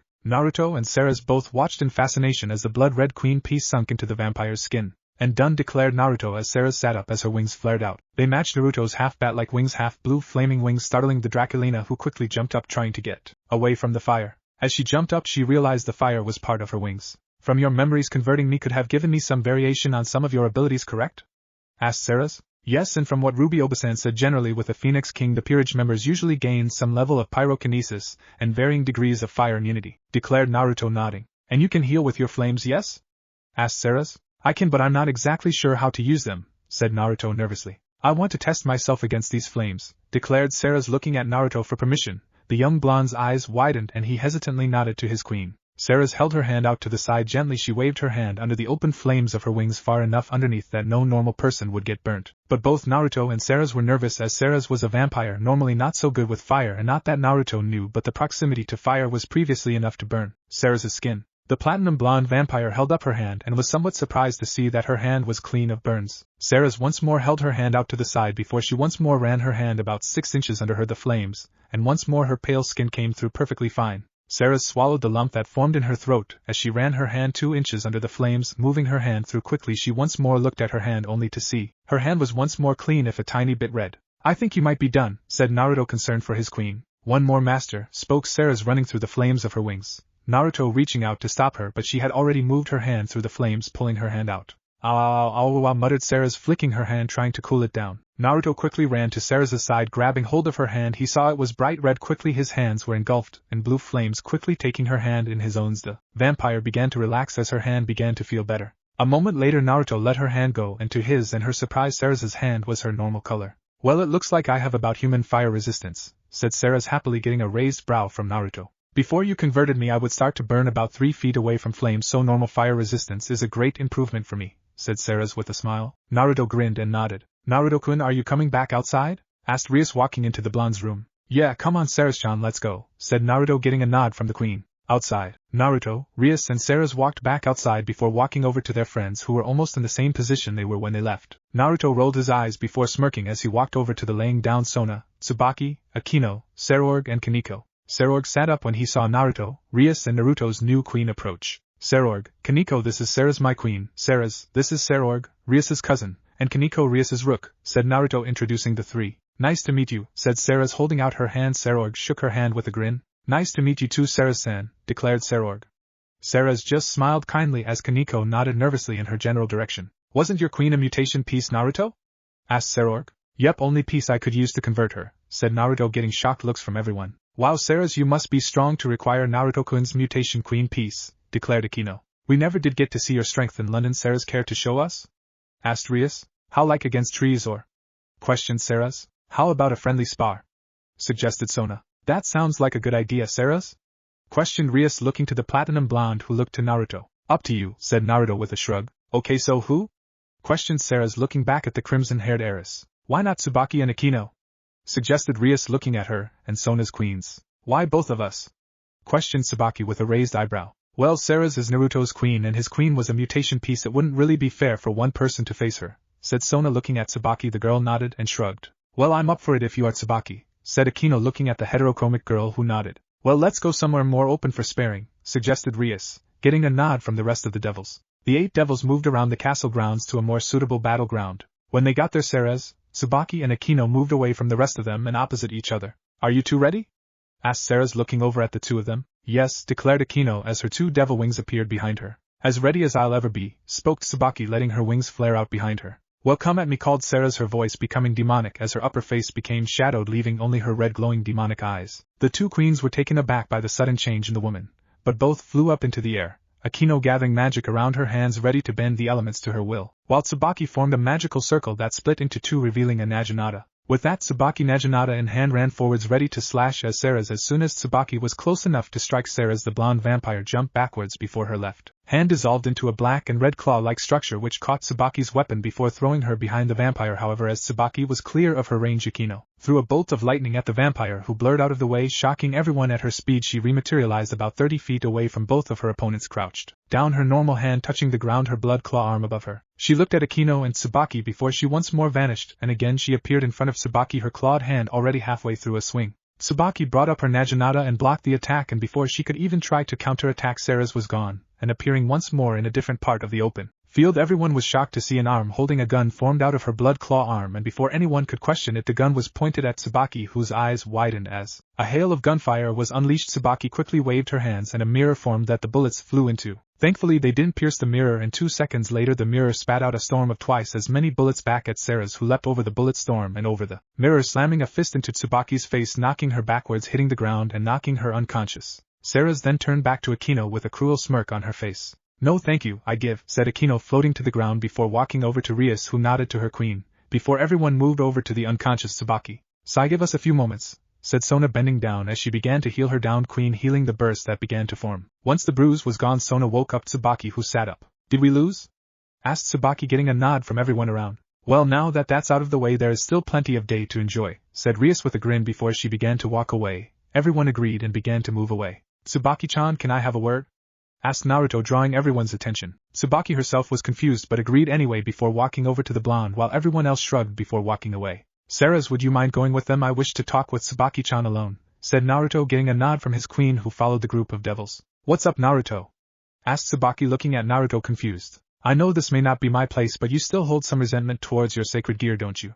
Suggested Naruto, making Tsubaki's eyes widen before they narrowed. You're right, it's not your place, said Tsubaki in an angry tone. Naruto nodded. But you're the only one who's noticed, and it is something I want to get off my chest if you'll listen, said Tsubaki, looking down sadly. I wouldn't have said anything if I wasn't willing. You're my friend Tsubaki-chan, said Naruto with a smile, sitting down. Tsubaki sat down next to him. I have told you I was born to 2 members of the Shinra clan, right? Questioned Tsubaki, getting a nod from Naruto. And you know they are a clan of loyal god worshippers that purify evil spirits, right? Questioned Tsubaki, once more getting a nod from Naruto, who once more nodded to the girl, letting her speak. I was born with an abnormality in the clan's abilities to purify spirits. I could summon those evil spirits from my mirrors. While not labeled a heretic by my clan, I knew that's what they all thought of me, said Tsubaki, tears forming her eyes. Naruto shook his head before pulling the girl into a hug. They forced me into isolation, living alone.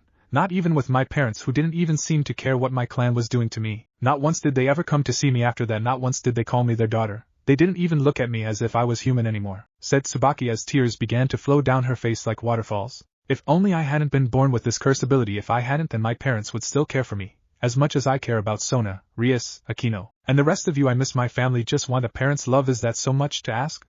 Questioned Tsubaki angrily. No, Tsubaki-chan, it's not too much to ask. Everyone should know parental love, said Naruto, holding Tsubaki tighter. I know you never met your parents, Naruto-kun. I know I may seem and spoke Tsubaki, only for Naruto to put a finger against her lips, silencing her. No, you're not being insensitive. I was by asking. It's okay, said Naruto with a smile before he took his finger away. And if I may offer my own input as someone who has been in a similar situation, family, the bond that links your true family is not one of blood, but of respect and joy in each other's life. And if your parents didn't care after you discovered your abilities, then they were not your family. The ones that respect and care for you no matter what are your family. Those like Sona, Rias, Akino, Lord and Lady Citri, Leviathan-sama, me, Lord Gremory, Venelana-sama. Tsubaki, you have so many people that care for you. Don't be blinded by the past and be unable to see the future, said Naruto with a teary smile, looking down at Tsubaki, who looked at him, tears staining her eyes with a shocked look on her face, before she smiled and looked down. You know just the thing to say, don't you, Naruto-kun? Questioned Tsubaki, wiping away her tears before looking up at the blonde with a smile. I try, declared Naruto with a smile. The two devils sat there still embracing each other for a few moments of silence. Feeling better, Tsubaki-chan? Asked Naruto, looking down at the girl who looked up at him, and nodded. Yeah, thanks to you, Naruto-kun, said Tsubaki with a soft smile. No problem, said Naruto with a grin. We should probably move. The others will probably be wondering what's going on, said Naruto, standing up. Several hours later, the underworld's night had fallen and Naruto found himself in his room. Sitting on his bed in front of him was a chessboard, and seated opposite him sat Sona, who was smirking at him. Rias and Seras both sat on either side of the chessboard, while Akino and Tsubaki sat next to Rias and Seras. You ready to lose, Naruto-kun?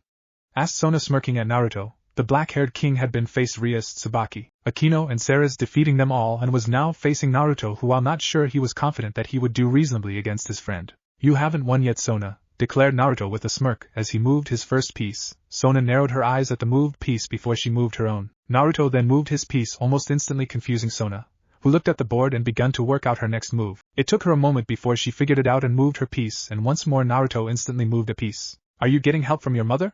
Asked Sona, glaring at Naruto with her arms crossed. I'm not, I swear, said, holding his hands up in a defensive position. Sona narrowed her eyes before looking back at the board and mapping out her possible moves. Naruto just sat back as Sona planned her move. Moving her piece, Sona sat back as Naruto once more instantly moved a piece. Are you just randomly moving pieces? Asked Sona, looking at Naruto. No, said Naruto, simply annoying the black-haired woman. This is how the game continued, Sona taking her time to plan out a move, then Naruto moving a seemingly random piece instantly. The game went on for ages, drawing to what everyone hoped was a close, with Naruto having his king, 1 bishop, 3 pawns and a rook. Sona, on the other hand, had her king, queen, a knight and a pair of pawns. Check, said Sona smugly as she moved her queen to just the right position to force Naruto to move his king. Naruto again instantly moved his king, annoying Sona at how quickly he was moving his pieces. She once more observed all possible moves and saw Naruto trying to set a trap for her king, so she moved it only for Naruto to instantly move a piece. Checkmate, said Naruto smugly as he put his piece back on the board. You I what, how ha? Questioned Sona, disbelieving as she looked at the board. He did it, said Rias, shocked. He actually beat Sona?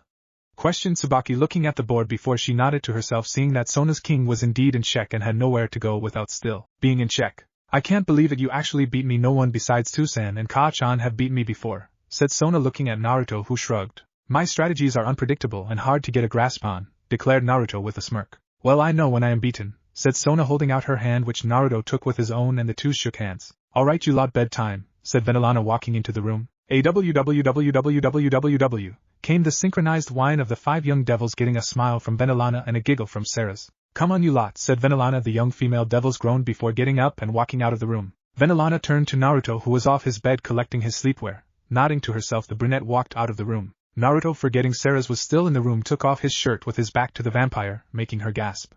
Naruto turned to the sound before realizing it was Seras. Seras-chan, you said you wanted to see them, here you go, said Naruto, turning so his back was facing the woman. She moved over to Naruto, dropping to her knees behind him as he stood there, right hand nervously rubbing his left arm. Naruto's vampire queen looked at her master's back, seeing the dozen or so scars and the biggest, most horrible scaring on his back demon carved into his back. Seras's hand reached out and touched the scar tissue on Naruto's back, her fingers running along his carved-up back that she unfortunately knew how he got. She would have traveled back to the village of Konoha and wiped it off the map if not for the fact that she knew Naruto wouldn't like that. Sighing sadly, Seras moved back from Naruto. I thank you for permitting me to see them, master, said Seras, moving towards the doors. You aren't planning on taking revenge on Konoha, are you, Seras? Questioned Naruto, narrowing his eyes at his servant. I would, but I am well aware that you would look down upon that, so against my best instincts I will not, declared the woman, stepping out of the room as Naruto changed into his sleepwear. Next morning, Naruto woke up to the feeling of weight on his arms and chest. Looking to his left, Naruto saw on his bedside table 2 pairs of glasses and 2 heads of black hair. To his right, Naruto saw a head of red hair, and yet another head of black hair. Comfy, master? Questioned a voice from the end of his bed. Naruto looked up to see Seras standing there with a smirk on her face. Naruto let his head fall back on his pillow with a sigh. An 8-year-old Naruto woke up in his bed. Trying to move his arms, he felt he couldn't. He rolled his eyes and looked to his sides, and surprise, he saw Akino, Tsubaki, Rias and Sona. Having been in the underworld for a year now, he had just grown used to their antics. Every time Sona and Tsubaki stayed the night, the two of them would sneak into Naruto's room. Not to mention that almost every night Rias and Akino also snuck into his room, and they would join him in his bed. Seeing nothing wrong with it, Naruto simply let them do what they wanted. Master, once your friends are awake, Lord Gremory and Lord Phoenix wish to speak with you, spoke Seras. Naruto looked at his platinum blonde queen and nodded as best he could. In the months since her being reborn as Naruto's queen, Seras had begun to learn and work towards mastering elemental magic to go with her vampire magic. Along with learning new magic, she had also some months ago begun teaching her blood/vampiric magic to another reincarnated vampire, or at least half vampire. He was a Damfer, half vampire, half human, one which Rias had converted into one of her bishops. The boy named Gasper was a rather shy young vampire who possessed a powerful sacred gear called Forbidden Baylor View, giving him the ability to stop time, but his very shy personality prevented him from using it to the best of his abilities, as he required eye contact to use it, but he was absolutely terrified of everything Rias had been working on. The boy's shyness but was making little progress. Naruto just lay back feeling happy in the presence of his friends. It was at that point Naruto felt the 2 girls closest to him, Sona and Rias, who were sleeping half on his chest, begin to stir. Rias sat up, stretched her arms out, while Sona stretched her arms out above her before reaching over and taking her glasses from the bedside table upon which they sat. Once her glasses were on, she turned to Naruto. Morning, Naruto-kun, said Rias as she dropped back down and snuggled closer to Naruto. Morning, Rias-chan, spoke Naruto with a smile. Good morning, Naruto-kun, declared Sona. And to you as well, Sona-chan, said Naruto, turning to face the girl with a smile. Morning, Rias, said Sona, sitting up a bit to look at the girl. Good morning, Sona, lazily spoke Rias, looking back at Sona. The 3 awake occupants of the bed felt the weight move once more as the last 2 girls woke. Morning, everyone, muttered Akino, rubbing her eyes. Morning, Akino-chan/san, spoke Rias, Naruto and Sona in unison. Meanwhile, Tsubaki had retrieved her glasses and was sitting up. Morning, declared Tsubaki, getting another round of mornings as a reply. I hate to rush you but Naruto is expected by Lord Gremory and Phoenix now, said Seras, making the girls look to her before looking back at Naruto and begrudgingly get out of his bed and leave his room. Naruto himself too got up and quickly moved through his morning rituals, ending with him getting dressed. After changing, Naruto walked out of the room where Seras was waiting for him. Not even waiting for the woman, he moved off towards Lord Gremory's office. Seras quickly caught up with Naruto, and as soon as she stepped onto his shadow, she dropped into the shaded area behind her master. Naruto felt his queen enter his shadow but simply continued walking. Several minutes later, Naruto stepped into the office of the man who was as close to a father as he'd ever had to see the man himself, and his uncle sitting there waiting. Seras-chan says you wanted to see me? Questioned Naruto as the platinum blonde woman rose out of her master's shadow and stood behind him. Yes, Naruto-kun, we have, said Lord Gremory with a sigh. Lord Phoenix and I have been discussing your progress, and as much as we don't want to let you, we did promise that when we felt like you could defend yourself, you would be allowed to return to Konoha. The time has come. You are quite capable and Seras is quite powerful and very protective of you, so we have decided should you choose so you will be allowed to return to the elemental nations, said Lord Gremory, not happy about it, but they promised Naruto, and they wouldn't go back on their words. I don't know, I thank you for telling me, but I am happy here. But I may want to, I don't know, said Naruto confused. Part of him wanted to go back to Konoha and see Iam, Tuchi, Hiruzen, Kurenai Yugao, Hate and some of the NBU agents again, but he was really happy in the underworld. You don't have to make a decision right away, Naruto-kun, feel free to take as long as you need. Just remember that should you choose to go back, you are welcome to come back here at any time, said Lord Gremory. And Phoenix Castle's doors will always open for you as well, said Lord Phoenix. Thank you, said Naruto before turning around and walking out of the room, Seras following quickly along after him. Having seen his torn expression, she wanted to be there to help if she could. Naruto-chan, are you okay? Questioned the voice of Kushina within Naruto's mind. I don't know, I want to go back, but then again I don't. The people of that village made my life hell, but even after everything I still want to be a ninja, thought Naruto walking out of the doors of Gremory Castle. Then go back to the elemental nations, but don't go back to Konoha, go to Kumo or Kiri, or even a minor village, suggested Kushina. But there are people I still care about in Konoha, and the village might have changed, responded Naruto. Unless they have forgotten about you, then they won't have changed, nor will they ever. You are lying to yourself, Naruto-chan, and you know it, spoke Kushina. I know that's part of the reason I don't want to go back. I know in the moment I will get caught up in everything and fall into that manipulation again, thought Naruto before he walked into the castle gardens. Then don't go back to Konoha, said Kushina simply. I just can't straight up leave the village. I still want to just check if they have changed, said Naruto. Hey Naruto-kun, what did Toussaint want? Questioned Rias as she approached her friends Sona, Akino, Tsubaki, Kaneko and Gasper following her. Your father and Aji-san have said I can go back to the elemental nations, declared Naruto, drawing shocked gasps from his friends. Are you going to go? Asked Sona, looking at him shocked. I don't know, I am thinking about it, admitted Naruto, looking down, still not sure what to do. Even if you did go back, you would come back, right? Questioned Tsubaki, sounding nervous. Of course I couldn't leave you guys forever, you're my best friends, said Naruto with a grin. Then go, we all know you have some business with that village and Seras will be there to stop them warping your mind, said Akino, getting a nod from Naruto. Just promise to come back to us the same as you are now, said Akino as Naruto began walking away. Of course, said Naruto with a smile, turning back to his friends who were all smiling at him. Come on Seras-chan, we have stuff to pack, we're heading to Konohagakure, declared Naruto, getting a nod from his queen. Several hours later, Naruto stood with Seras next to him, both of them with backpacks next to them. In front of them were Lord Phoenix, Lord Gremory, Venelana, Ruby, Rias, Akino, Sona, Tsubaki, Serorg, Kaneko and Gasper. Come back to us safe, Naruto-kun, said Rias, walking up and hugging the blonde. I will, said Naruto, smiling as he hugged his friend. Once the two parted, Sona stepped up to Naruto. Don't let them warp your mind, Naruto-kun, ordered Sona, hugging the blonde. I won't, chuckled Naruto, hugging her. Akino was the next one to step up to Naruto. Please don't stay away for too long, pleaded Akino, wrapping her arms around him. I'll try, declared Naruto with grin, wrapping around his friend. After the two separated, Tsubaki stepped up. Rias, Sona and Akino have said everything I wanted to, so goodbye Naruto-kun, said Tsubaki, hugging Naruto. See you next time, Tsubaki-chan, said Naruto, hugging the girl. After the two parted, Serorg stepped up and he shook Naruto's hand. Stay safe, bud, said the boy, getting a nod from Naruto. Kaneko walked up to Naruto and hugged him. Goodbye Naruto, said Kaneko. See ya Nico-chan, said Naruto, hugging her before ruffling her hair. Gasper walked up to Naruto, who crouched down to the younger boy's height. Goodbye Naruto-sama, said the young half-blooded vampire, hugging Naruto. Until next time, Gasper, spoke the phoenix, hugging his friend. Venelana stepped closer to the blonde and hugged him. Stay safe, Naruto, and keep up your studies, spoke the woman, getting a nod from Naruto as he hugged the woman. After Venelana stepped back, Ruby stepped up and hugged her nephew. Goodbye Naruto-kun, said the woman, hugging him. Naruto hugged her back. Bye Oba-san, whispered Naruto. Once the two blondes separated, Ruby turned to Seras. Please keep him safe, said Ruby to the platinum blonde-haired woman. You didn't need to ask, declared Seras, getting a nod from her master's aunt. Alright you two, this is goodbye for now, but remember the castle doors are always open, declared Lord Gremory. Naruto and Seras nodded before a teleportation circle appeared beneath their feet before it rose up, engulfing them, making them disappear. Konoha. Naruto and Seras appeared just outside of Training Ground 44, known to the Konoha populace as the Forest of Death. Seras quickly vanished into her master's shadow as he began to walk back to the village he had a Hokage to lie to. Despite not being in the village for a year, nothing much had changed, so Naruto could simply follow his memories of the back streets to get to the Hokage Tower without anyone seeing him. Walking into the tower, Naruto slipped past the secretary who disliked him and began walking up the stairs. He had spent some of the time while packing his stuff working out his excuse to Hiruzen as to where he was for the last year. He was going to have to use a little devil magic, but he couldn't reveal the mystic world to Hiruzen, it was too risky. Walking into the office, Naruto saw the old man behind the desk. He wasn't sure how to feel about the man. He had hid his heritage and burden from him, but the man also treated Naruto like family. Hey Gigi, spoke Naruto. Na Naruto-kun? Questioned Hiruzen, looking up at the blonde even if he didn't believe it. Yeah old man, it's me, said Naruto with a smile, Hiruzen quickly got up and walked over to the boy. However, Naruto saw all he needed to about the man in his eyes when he saw Naruto. They were not eyes of my lost family member is finally home. Those were eyes of good my weapon has returned. So you were manipulating me to you old bastard. Well, I won't let you do that anymore, declared Naruto. Where have you been, Naruto my boy? No one has seen you for a year, said Hiruzen. I was staying in that big fenced-off forest, said Naruto. The forest of death?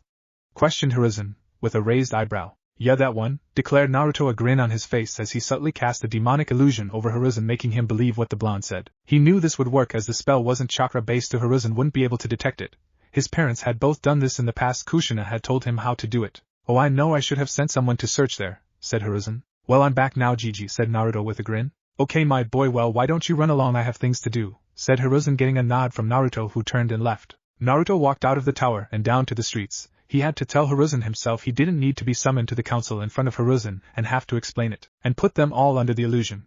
Naruto did have one more place to go before he went home. Naruto-sama, you are being followed, said Seras' voice in mind. I know, Seras, he's been following me since the tower. I plan to call him out when I get to this park, replied Naruto as he slipped from alleyway to alleyway trying to get to his final destination, the park he had met Lord Phoenix and Lord Gremory about a year ago. Walking into the center of the park, Naruto bowed his head in respect. Mourning the lives you took? Questioned a voice from behind Naruto, making his eyes widen. He had seen him, Lord Gremory and Lord Phoenix. Naruto spun to face the voice, blue fire flaring to life and over the palms of both hands, ready to lob them at the voice. Hey, whoa, calm down, I'm not here looking for trouble, said the man. He had short, spiky black hair and charcoal black eyes. Then why are you here? Questioned Naruto. Speak now or I will rip of your head, spoke a demonic voice from behind the man, a voice belonging to Seras. I'm here to offer you training. You have unique abilities and I would hate to see them squandered, said the man. Why should I train under you? Questioned Naruto. The man didn't look like much. Said man slowly reached into a pocket and pulled out a little black book before tossing it at Naruto's feet. Naruto raised an eyebrow at the man. Page 26, declared the man. Naruto bent down and picked up the book and turned to the page. Shisui of the body flicker. Okay, you have my attention. I will accept your offer, Shisui-sensei. Seras, let him go, declared Naruto, making his queen let the man go before walking back to Naruto's side. Okay kid, meet me at training ground 10 tomorrow at 9 and we'll begin, declared Shisui, getting a nod from Naruto before he vanished in a swirl of leaves. We're done here to Seras, come on, said Naruto, turning around and walking out of the training ground, Seras quickly dropping into his shadow. 20 minutes later, Naruto walked towards his apartment block. He knew he probably wasn't going to have a good time, but he knew the landlord would be nasty to him, but Naruto would simply liberate the deed to the building from the man. He wasn't sure if the landlord would disappear after, but he was contemplating it. Oh, I brat, yelled a voice from behind Naruto. Speak of the devil, muttered Naruto, looking back at the landlord walking up to him angrily. You little brat, owe me 12 months rent plus a substantial late fee, said the man. Seras rose out of Naruto's shadow, shocking the man, but before anything could be said, Seras was in front of him, pointing at his forehead before both Seras's and the landlord's eyes glowed red as she began to hypnotize him. You will no longer bother Naruto for rent, said Seras. I will no longer bother Naruto for rent, said the landlord. In fact, you wish to sign over ownership of the building to Naruto, said Seras. In fact, I wish to sign over ownership of the building to Naruto, said the landlord before he put down his briefcase and opened it up, pulled out a form and began scribbling on it, before he walked over to Naruto, handing him the pen and form. All that is needed is your signature here and the deal will be complete, Naruto, said the landlord in a trance-like state. Naruto took the form and signed where he said, Seras, disappear him, declared Naruto, walking into the large apartment complex. Before walking up to his apartment, walking into his old home, Naruto felt his stomach grumble. The blonde looked at his fridge. Yeah, no, I don't think I'm that brave, muttered Naruto, seeing an old instant ramen container out of the corner of his eye. Looking over at the cup, he swore it moved. Stepping out of the room, he was half tempted to burn the room to the ground. Naruto quickly moved back to the ground floor where he found Seras walking into ground floor. Let's go, Seras, I'm hungry and I wouldn't trust the food in my apartment as far as you could throw it, said Naruto. Okay, so where are we going? Asked Seras. A forest I know in the village. I don't have any elemental nation's money so I can't buy anything, so we have to go hunting, said Naruto, getting a nod from his queen, and once more the two took off towards the back alleys. After about 3 minutes, Naruto had arrived in the market district alleyways. He needed to slip through to get to his hunting grounds. However, he found something that was unsettling. He saw a young blonde girl sitting at the open end of the alleyway. She looked very undernourished. Her eyes were lolling closed. Naruto walked up to her. It was unsettling for him, as even as much he didn't like the village, it was very rare to see a young child on the streets, and the girl looked no older than 6. Hey girl, what's your name?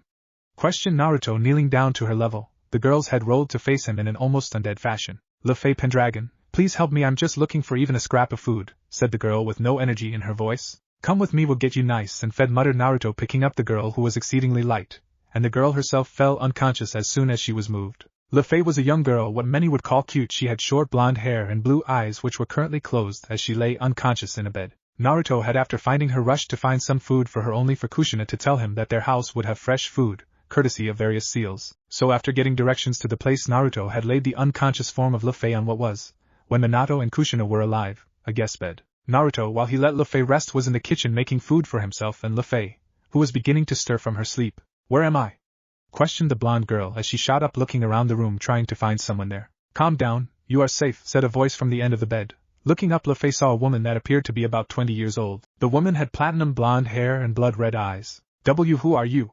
asked the young girl. "I am Seras Victoria, my master Naruto Uzumaki, and I found you in the streets begging for food. We brought you here while you recover," said the woman with a soft smile. "Luffy." "I thank you," said Luffy, bowing to Seras. "No problem, Luffy-san," said Naruto as he walked into the room holding a tray with a bowl of soup, several slices of bread, some bacon and a small stack of pancakes. Placing the tray down on her legs, Luffy looked at the tray with wide eyes and mouth watering. "Eat up," declared Naruto with a small smile, before the girl dug into the food rather quickly. Naruto and Seras just sat and waited while the girl just sort of devoured her food. It took a little under 5 minutes for the food to be eaten by the starving girl. "I thank you for the food, Naruto-sama, Seras-sama," said Luffy, bowing to the two of them. "It's fine," said Naruto, waving her off, picking up the tray which he quickly handed to Seras, who took the tray and left the room. "So what's someone like you doing in a place like this, Luffy-san?" questioned Naruto. "Someone like me? What do you mean by that?" questioned Luffy. "Well, aside from the young age, I know you are not a regular person and defiantly not one from this dimensional plane," said Naruto, getting a shocked look from the girl before she settled into an accepting nod. "I am a member of the House of Pendragon. I have been taught magic by the Golden Dawn, but my brother, who is without a doubt the family member I care most for, I had heard left the House of Pendragon, so I left the Golden Dawn to look for him. Unfortunately, I haven't had to take care of myself to such a degree before, which is why I ended up begging for food. I had heard a rumor my brother had come here, and that's why I'm here looking for information about him, but the teleportation spell took a lot out of me, so needed food, and that was about a week ago. I think I haven't been able to keep track of time so well, trying to make sure I didn't end up raped by some of the lovely people in this village," explained Luffy, sarcastically calling the people of Konoha lovely. "What about you, Naruto-sama? You speak with knowledge of other dimensions, how do you know about them?" questioned the blonde girl. "I'm a devil. I was born here, but learned about the mystical world last year when I was taken to the underworld and learned most of what I needed to," said Naruto, getting a nod from Luffy followed by a confused look. "You were born here? Why would even a devil want to live here of all dimensional planes?"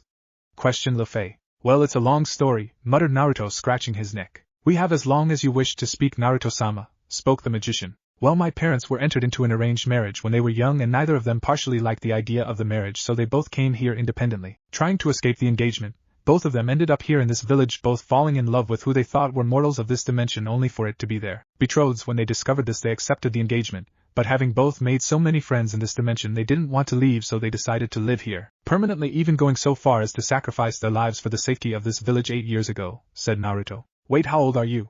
questioned Luffy, looking at the blonde confused. "I'm 8, declared Naruto, getting a confused look from Luffy. "You're 8, and your parents died 8 years ago," spoke Luffy. "When I was taken to the underworld, I met with my extended family, who explained part of the story to me, and then I met my mother, who with my father sealed a yukai into me on the night I was born. However, the sealing technique cost my father his life while my mother was dying from having the yukai extracted from her, but they sealed fragments of their souls into me. My mother had the yukai sealed into her, and had begun to merge with it, so when her soul was sealed into me, it latched onto the yukai, causing the two to fight for supremacy of the yokai's body, my mother winning," said Naruto, getting a nod from Luffy. "Anyway, you said you came here looking for your brother. Have you made any headway?"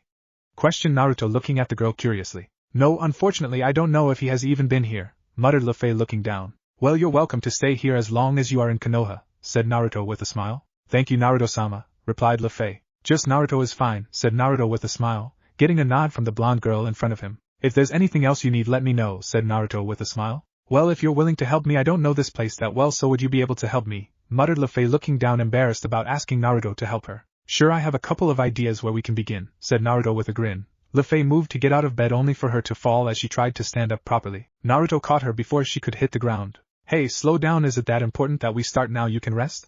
spoke Naruto as he looked her in the eyes. "Sorry, I don't want to wait on this. My brother could leave if he's here while I'm resting," spoke the girl. Naruto nodded and turned around and picked up the girl piggyback style. "What are you doing, Naruto?"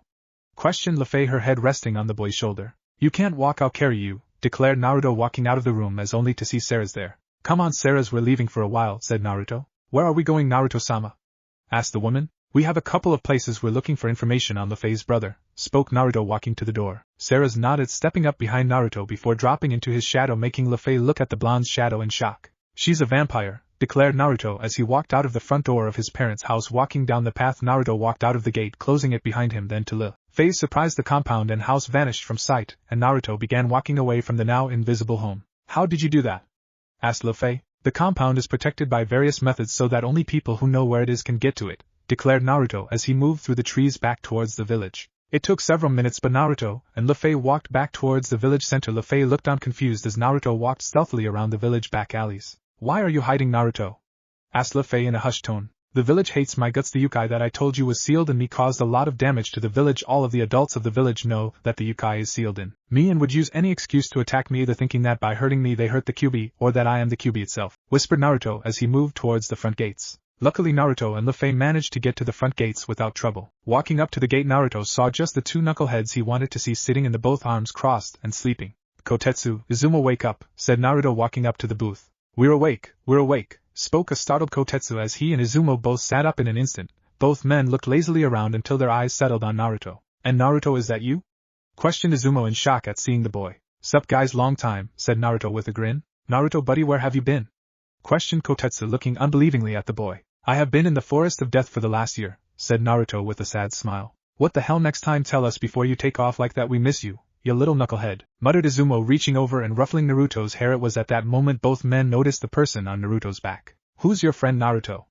Questioned Kotetsu looking at the girl on the blonde's back. Hello, I am Luffy Pendragon, said the girl with a smile. Nice to meet you, Luffy-san, spoke Kotetsu with a smile. What can we do for the two of you? Questioned Izumo looking at Naruto and his passenger. Well, Luffy here has been looking for her brother who ran away from home, and she had heard rumors that he might be here in Konoha, so we were wondering if we could look through the logs, said Naruto. Sorry Naruto, you know we can't let you look through them, but given the situation we could look through them. We just need a name, spoke Kotetsu. Arthur Pendragon, declared Luffy, getting a nod from Kotetsu as he began to look through the books for the name. Flipping through the pages, Kotetsu looked up and down the pages of the book, shaking his head, flicking the pages as he got closer and closer to the back of the books. Several minutes after he began, Kotetsu looked up with a sad look on his face. Sorry, no Arthur Pendragon in here, not even an Arthur. Sorry Luffy-chan, said Kotetsu with an apologetic look. I thank you for looking for me, declared Luffy with a sad smile. Sorry we couldn't be more helpful, but we'll keep an eye out for him, and we'll let you know if he checks into the village, said Izumo with a smile, getting a grateful smile from the girl. Thanks guys, muttered Naruto before turning around and began walking away from the gates. Naruto, walking away from the gates, quickly made his way to a back alley where he moved out of the open end of the alleyway before he quickly formed a magical circle below his feet which rose up engulfing Naruto and Luffy. Unknown alleyway. Naruto and Luffy appeared in another alleyway which looked a lot less clean than the previous one, but this alleyway Naruto simply walked out onto the street and calmly walked down the road, confusing Luffy, who quickly looked around to see people giving her and Naruto strange looks. Naruto, people are staring, muttered Luffy concerned. They're just trying to work out who is their new immortal little sister and who hurt her, said Naruto, confusing Luffy, who looked around confused before what he meant clicked in her mind. Wait, me? Questioned Luffy confused. Yep, said Naruto with a smile. Why would anyone care who hurt me, and why would I be their immortal? Questioned Luffy. This Luffy is Konoha's red light district, the only place in the village I am considered by a majority of the population to be human, and almost everyone here, be it a street thug or a brothel whore, sees me in Ototo, and if you're with me then you're family to the people here. Everyone in this district looks out for everyone else. This district is not a random assortment of people, this district is one giant family, declared Naruto. Oh okay, muttered Luffy, looking down, feeling bad for Naruto that the rest of the village apparently viewed him as less than human. However, her attention was drawn towards a large building in front of them. It was a bar.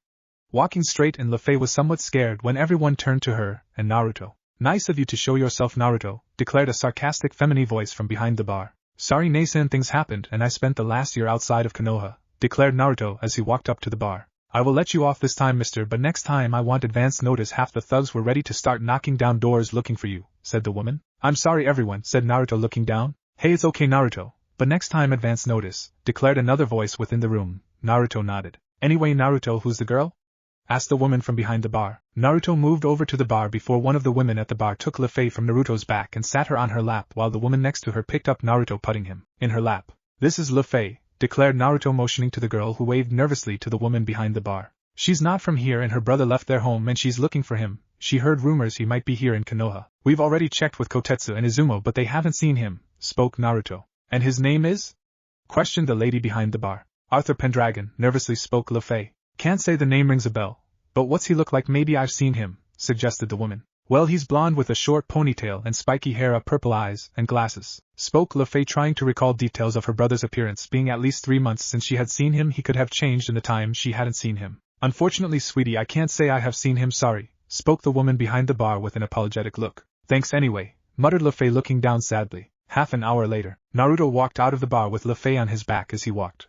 Despite it being a dead end, Naruto tried to help LeFay stay positive. Don't worry, LeFay-chan, I'm sure we'll find him, said Naruto with a smile at the girl. Thank you, Naruto, but for now I just want to rest for a while, declared LeFay. Naruto nodded and began walking towards his parents' home. Several hours later, Naruto sat in his parents' lounge room reading one of several large books Vanillana had given him to read. The sun had long since set, and LeFay had been sleeping since the trio had returned. Seras had left the house when the sun had gone down. Naruto knew what she was going to do, and really he didn't try to stop her from going out and finding some of the harsher of his attackers to either scare them or disappear them. Naruto, while reading, was thinking of what to do with the apartment block his queen had helped him acquire earlier. He needed to clean his normal apartment up so that if Hiruzen decided to visit, it would look like Naruto was still living there. The other thing on Naruto's mind was the friends he still had within the village. His mind flickered to the ruby-eyed genjutsu mistress Kurenai, the purple-haired sword mistress Yugao, the master swordsman Hate, the 2 ramen cooks Iam and her father Tucci, and the several still unknown ANBU agents Inu, Dog, Itachi, Weasel, Tora, Tiger, and Oni, Demon.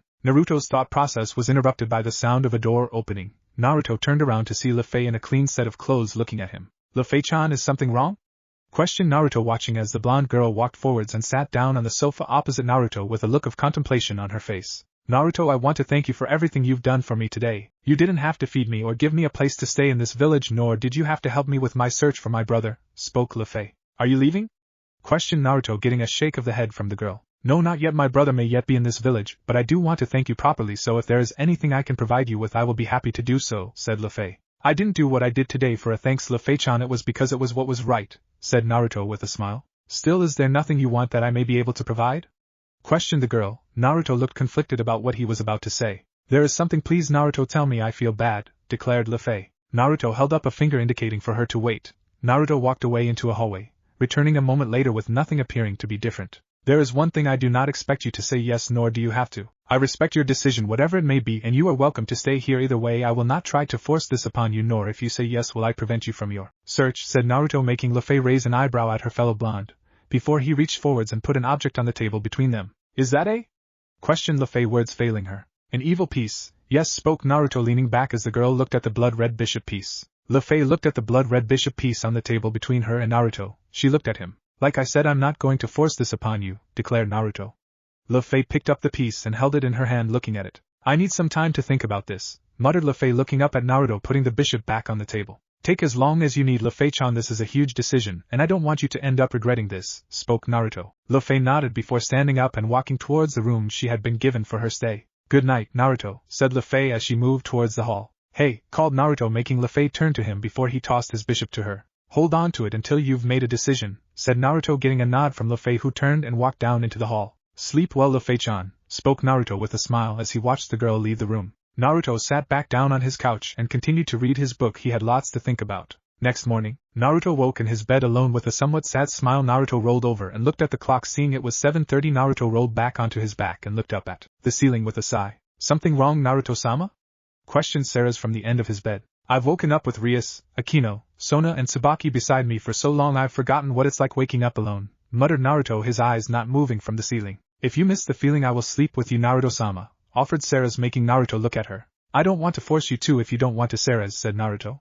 Seras smiled at him. I'm fine with it if you are, Naruto-sama, said Seras with a smile. Naruto quickly got out of his bed and walked over to Seras. Thank you, Seras-chan, spoke Naruto, pulling the woman into a hug. It's not a problem, Naruto-sama, said Seras, wrapping her arms around her young master. Please, Seras, just Naruto, I shouldn't have been making you use Sama, said Naruto, looking up at the woman. You weren't making me, Naruto, you are my master. I have always been respectful to my superiors, so it was natural, said Seras, smiling down at her master. Okay, but no more, alright? Questioned Naruto, stepping back from the girl, who nodded. Alright, I have to go shower. I have to meet Shisui-sensei in an hour and a half, said Naruto with a grin as he moved towards the bathroom. An hour and a half later, training ground 10. Naruto walked into the training ground Shisui had told him to go to. In her normal position in his shadow was Seras, watching over Naruto, making sure no serious harm came to her master. Ah, you made it, spoke Shisui from the other side of the clearing Naruto stepped into. Yes, and before we begin I would like to apologize for my hostile behavior yesterday, Shisui-sensei, spoke Naruto. It's okay, kid, I know your story, I know how people treat you. Water under the bridge, said Shisui with a dismissive wave of his hand and a big grin. So you know about my tenant? Questioned Naruto, his hand sitting over his stomach as he said this. Yep, sure do, don't care you hold it, although from what I heard you didn't know about it, declared Shisui with a raised eyebrow. I learned about it last year, said Naruto with a smile. Sorry Ka-chan, thought Naruto, apologizing for calling his mother in it. It's fine, I've been called worse, declared the voice of Kushina from within Naruto's mind. So what's first up, Shisui-sensei? Asked Naruto, looking to the man with a grin awaiting instructions. Well, I have seen you have some skill and I think I should get a handle of what you can do first, said Shisui. Before we begin, sensei, are you going to tell anyone that you're training me? Questioned Naruto, looking at him nervously. Scared people might attack you for training? Questioned Shisui. That, and I might have A&B watching my every move while I'm in the village, thought Naruto while nodding to Shisui. Don't worry Naruto, I didn't plan on telling anyone like that, spoke Shisui. Thanks for that, sensei, spoke Naruto before he bit his thumb, making it bleed before he rubbed the blood on his other fingers. Shisui looked on with a raised eyebrow as Naruto knelt down, and with his bloodied fingers began to draw what he could only guess was a Fuinjutsu seal. In actuality it was a devil rune, but then again that's what all ninja Fuinjutsu was based on, so Shisui's thoughts were not far off. Naruto finished off his rune with a circle around it before flooding the blooded dirt with his devil magic. After magical energy was pushed into the rune, a small dome of energy spread around from the rune. Naruto looked up at Shisui, whose eyes had turned from charcoal black to blood red with 3 tomo rotating around his pupil, and he was looking around. What's the seal do? Questioned Shisui, looking at the blonde who was now standing once more. It distorts the reality around us, stopping anyone outside the area from seeing what we're doing, said Naruto, getting a nod from Shisui. Okay, fair enough, muttered Shisui. Seras-chan, would you mind leaving the area?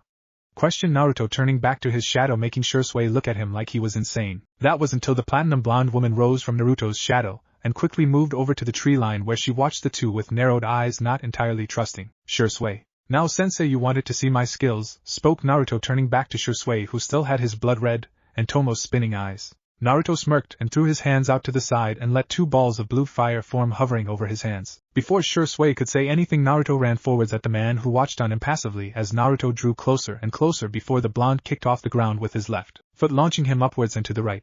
Naruto swung his right arm overhead and threw the ball of fire down at Shisui, who jumped back from the fire with only a raised eyebrow, looking up at the airborne Naruto before the ninja reached into his pouch and pulled out a pair of shuriken. Naruto's eyes went wide as Shisui threw the weapons at Naruto, who flared his wings and flew backwards to avoid the weapons. Blue fire and wings, you are just full of surprises, aren't you, Naruto? Spoke Shisui with a smirk. Naruto just growled and flew forwards at Shisui before his flames from his left hand formed into the shape of a blade, which he swung down on Shisui, hoping to catch him in, making assumptions that his blade-shaped fire would actually act like a blade and Shisui would block with a kunai, only for the man to jump back from Naruto as his blade slammed into the ground. I've had people pull a similar trick on me before, Naruto. It's a good trick, but I've been on the receiving end of it before, smirked Shisui, making Naruto once more glare at him. You seem quite fond of that blue fire of yours, let me show you some of my fire, spoke Shisui, grinning like an idiot as he flipped through hand signs. Katan Gokaku no Jutsu, fire-style fireball jutsu, called Shisui, breathing out a fireball about Naruto's size that flew towards the boy who was now smirking. Fire is my domain, Shisui-sensei, you can't touch me with it, grinned Naruto as the fireball that flew towards him went from orange-red to light blue and flew around Naruto before he flicked it back at the shocked Shisui, who quickly jumped out of the way of the fire.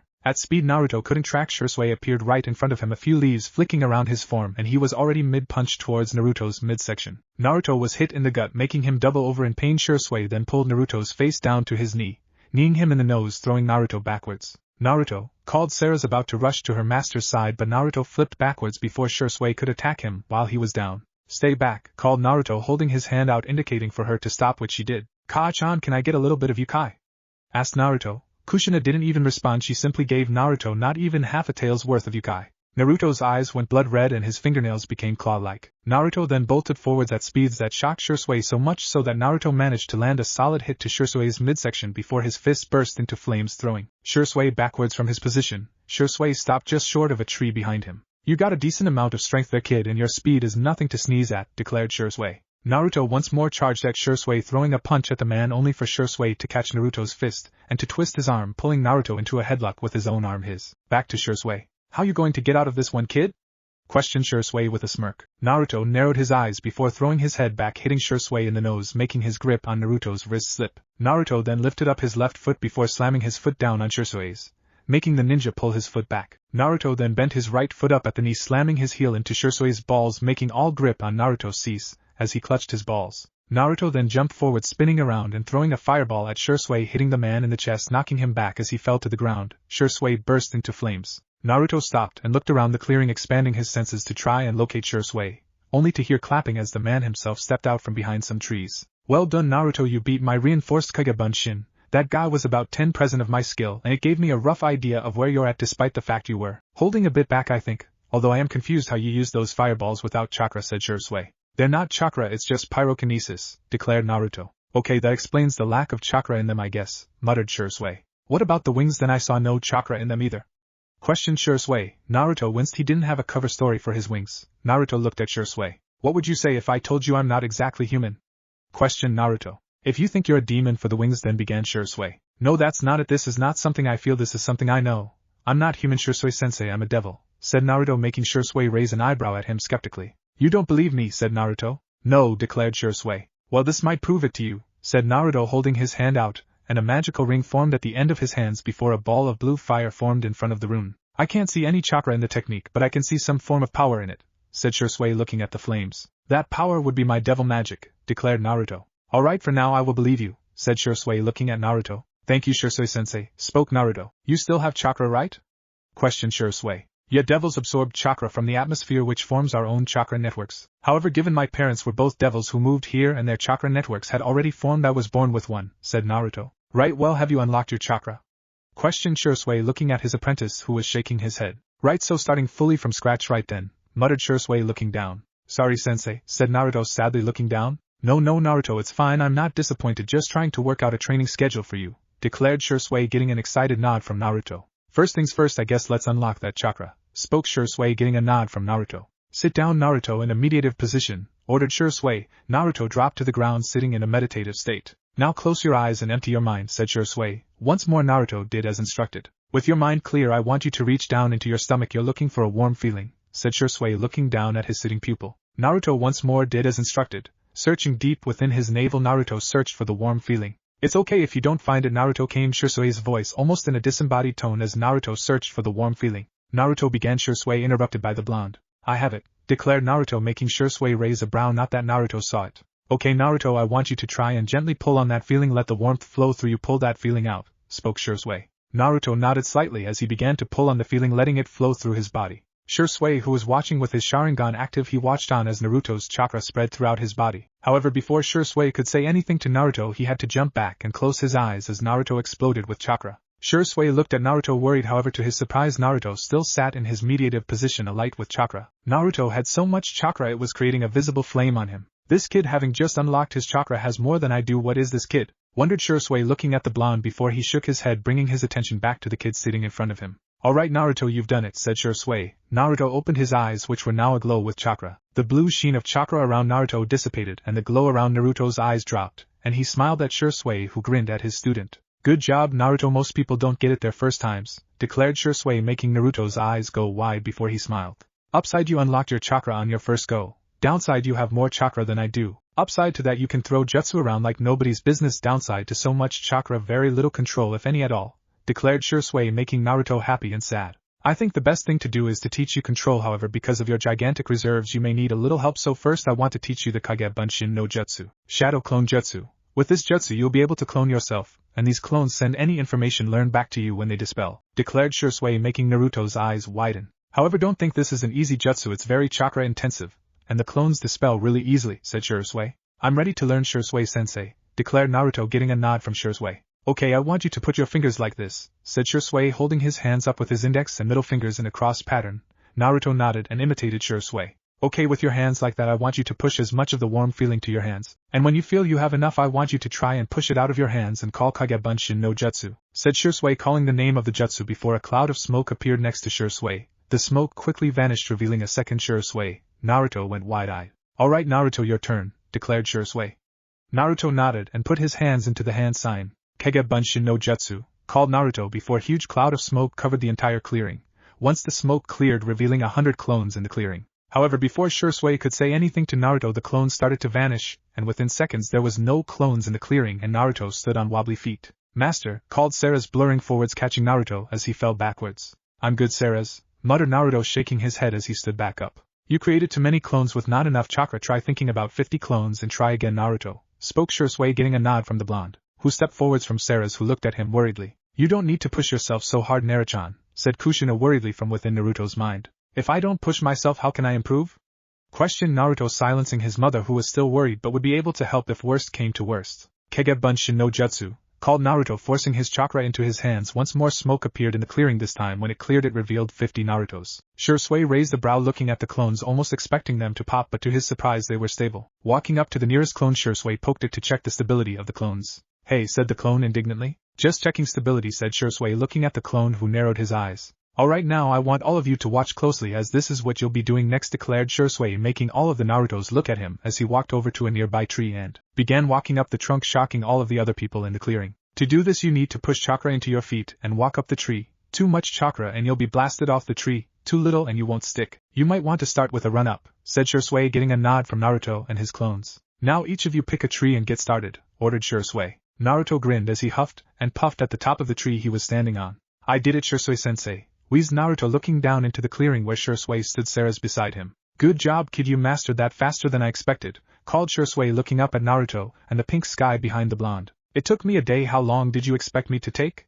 Questioned the sweating Naruto, looking down at Shisui. Well, from what I know of people doing this exercise, I was expecting at least a week, maybe 2 days with your shadow clones, called Shisui. Naruto nodded and began to walk back down the tree, that is until the blonde got halfway down the tree before he simply began to fall. Naruto yelled Shisui and Seras, looking as the blonde fell. Seras quickly jumped up, catching Naruto as he fell. Seras quickly pushed off the tree and back flipped, landing softly on the ground, Naruto in her arms. Sorry, Seras-chan, muttered Naruto as he lay in her arms. It's not your fault, Naruto, spoke Seras. You used too much chakra up and didn't have enough to maintain connection to the tree. You pushed your limits a little too far, Naruto, said Shisui before reaching into his pouch, pulling out a small sack of something. Reaching into it, he pulled out a tiny red pill and held it out to Naruto. Here, this will replenish your chakra quickly, said Shisui, handing the pill to Naruto. What's the catch?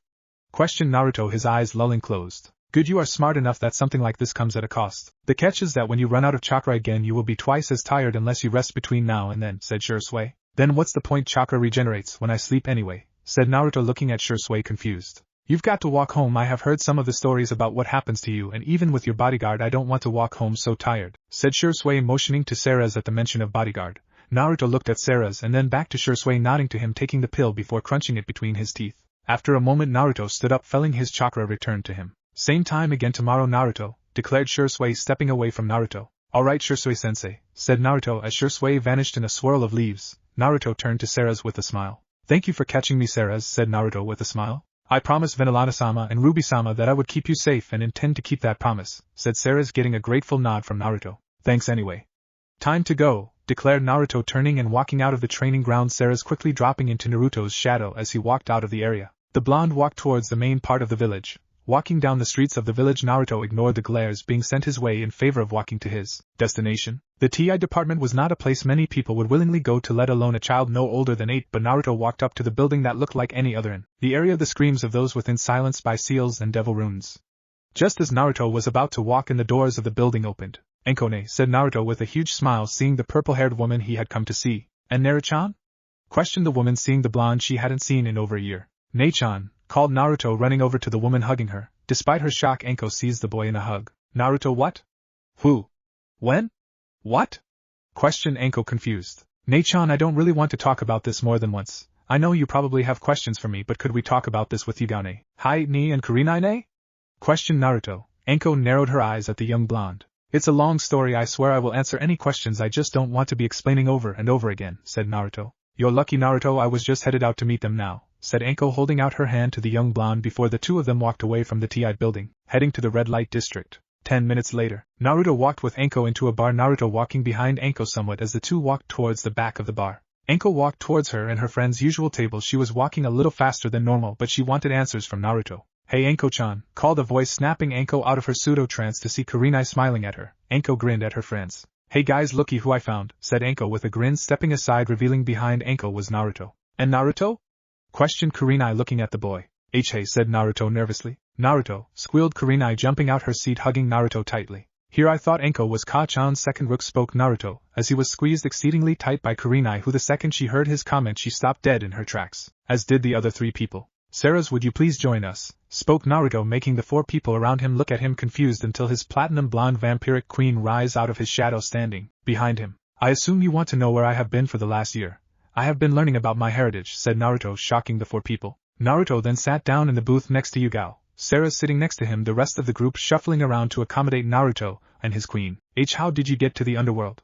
Questioned Hate, forgetting to fake cough while he spoke. Lord Phoenix and Lord Gremory felt me use my demonic power instinctively, and they took me back to the underworld with them, spoke Naruto, looking at Hate, who nodded. You used your demonic power instinctively?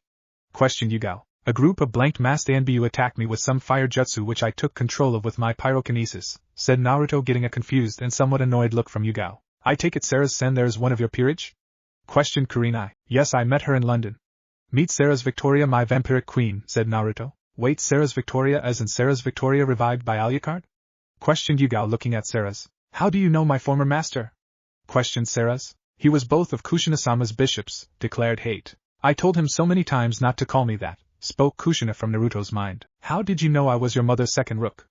Asked Anko, looking at Naruto confused. Hate, Yugao and Kurenai looked at each other before then looking at Naruto. My mother is alive, she told me, said Naruto. That's not funny, Naruto, said Kurenai, narrowing her eyes at Naruto, who looked at her unwavering. She is alive, not in the same form as you knew. She is the Kyuubi, said Naruto, getting raised eyebrows from the four people in front of him. When she had the Kyuubi sealed in her, she began to merge with it.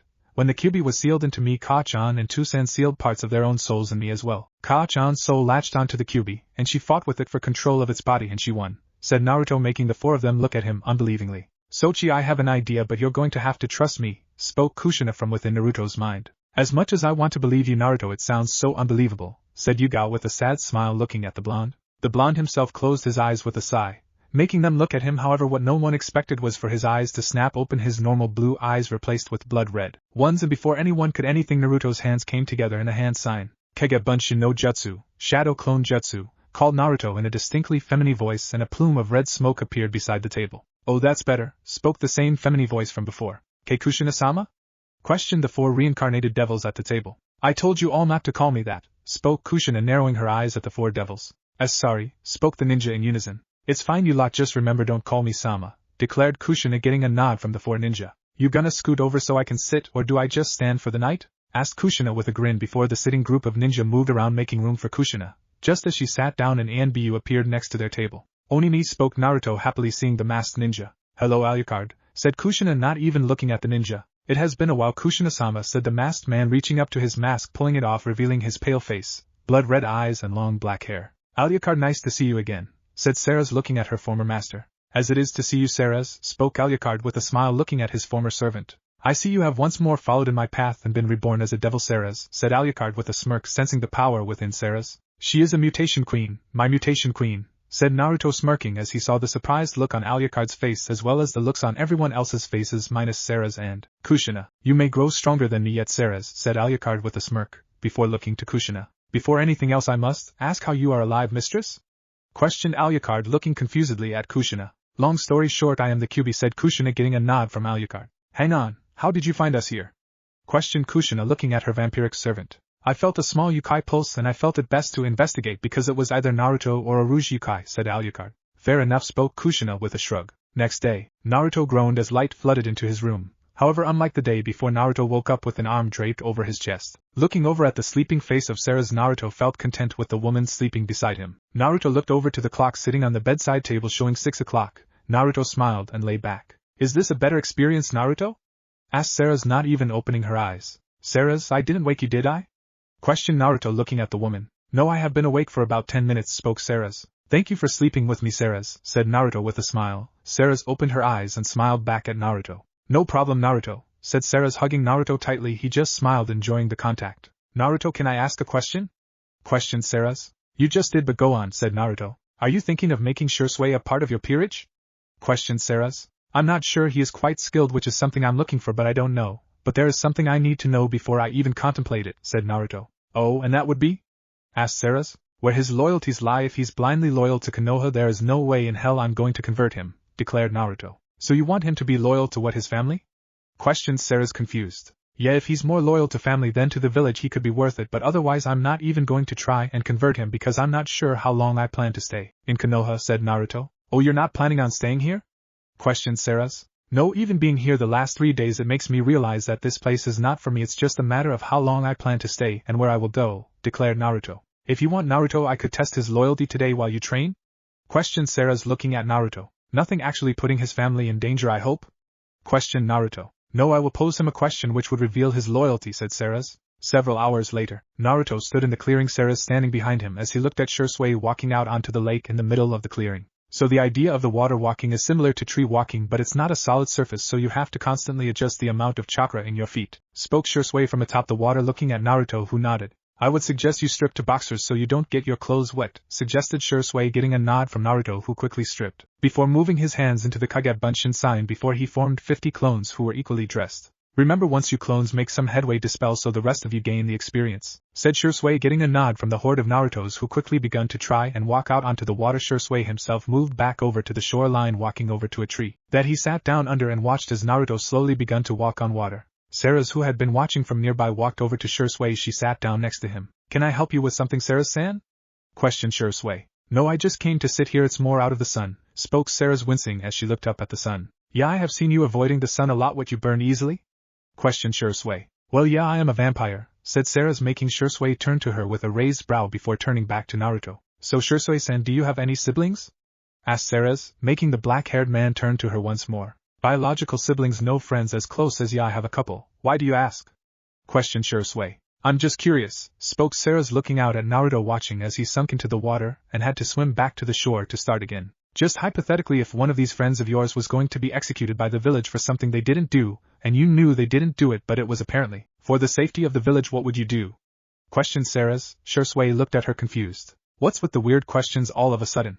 asked Shisui, looking at the woman. I'm just curious what kind of person is training Naruto, said Seras without a care in the world. Well, if it was in the best interest of the village, I wouldn't be happy about it, but I would let them do it, said Shisui, narrowing his eyes looking at the ground. Okay, fair enough, spoke Seras, looking up into the tree. Several hours later. I've almost got it, I swear, muttered Naruto, walking up to the tree under which Seras and Shisui sat before he sat down in front of them. It was looking pretty good, Naruto. I think by this time tomorrow you should have it down, muttered Shisui, looking up at the sky. Well, it's about time I head off. You good today, Naruto?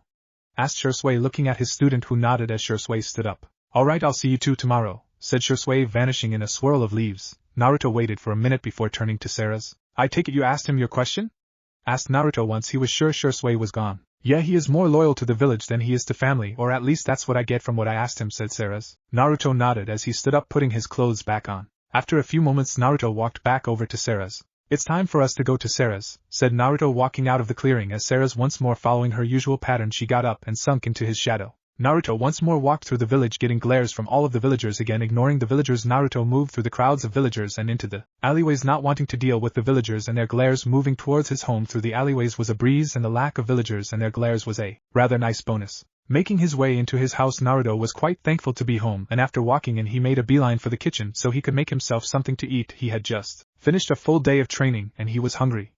As Naruto stepped into his kitchen, Seras rose out of his shadow and began making her way to the room she had claimed to find something to read for a while. Naruto? called a voice from somewhere in the house. In the kitchen, Luffy-chan, called Naruto, making himself a simple sandwich. Naruto then heard shuffling. Not bothering to turn around, he assumed that it was Luffy. Naruto, once you are done, can I speak with you? asked Luffy. Sure, just give me a few moments, said Naruto, quickly finishing his sandwich. Taking the food, Naruto moved into the lounge room where he found Luffy sitting on one of the couches with the bishop piece sitting on the coffee table between the couches. I take it this is about the offer I made? questioned Naruto, quickly taking a bite out of his sandwich. I've made my decision, said Luffy. What if Naruto joins Phoenix Clan in High School DxD? And thanks for watching my video till the end. If you enjoyed this content, then do consider subscribing to my channel, and leave a like if you guys need the next part. Comment down, and thanks for watching the video, and see you guys in the next video.